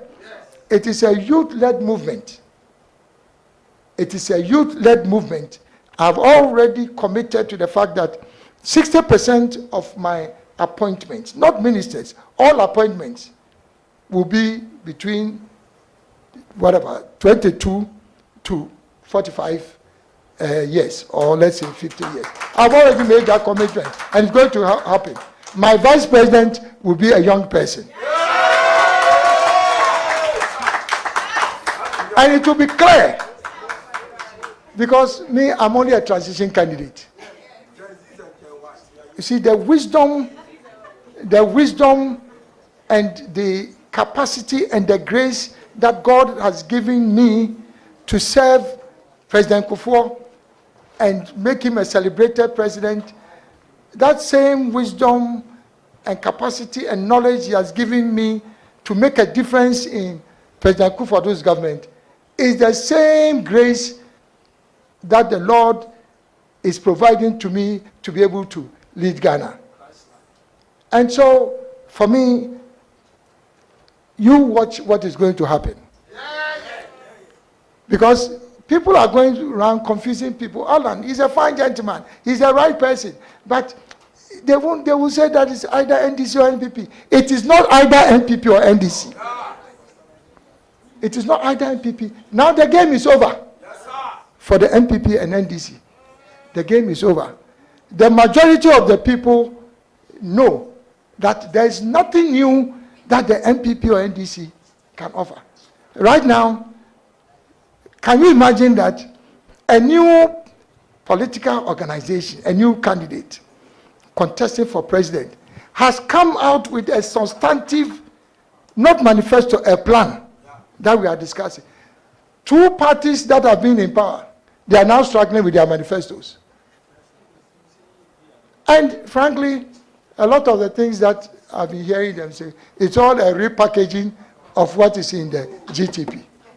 Many of the things they are talking about, just repackaging what the GTP has said. And I say these things in all modesty, but don't let them confuse you. The majority of the people who are going to select the next president, they've made a decision that it is not NDC, it is not NPP. And so, have faith and deliver Alan. Ghana will rise again. So thank you very much.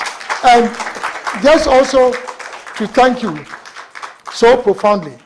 I'm so very much impressed. It's unfortunate that none of you made reference to some of the ideas in the GTP about media, about the media. But I want to assure you, there are three pillars of media work. First is to inform, educate, and then entertain. And the media can make or make this country just by the first pillar, just information. If you are able to disseminate and explain to the people of Ghana what the GTP offers, Ghana will rise again. Just from information. And once you inform, you are also educating. And when prosperity comes, then it's entertainment. So thank you very much. I really appreciate this. Thank you, sir. We'll take that as closing remarks. But two fundamental things have been said here, which will suffice for closing remarks. That the vice president is going to be young. Those people who told me that they are going to dye their hair and do affidavit, be careful. The affidavit people, be careful. Because we will vet you. So on that note, we are very grateful. It's been a fantastic time. I believe I speak for all of us when I say it's been very, very interesting, very useful, very interactive.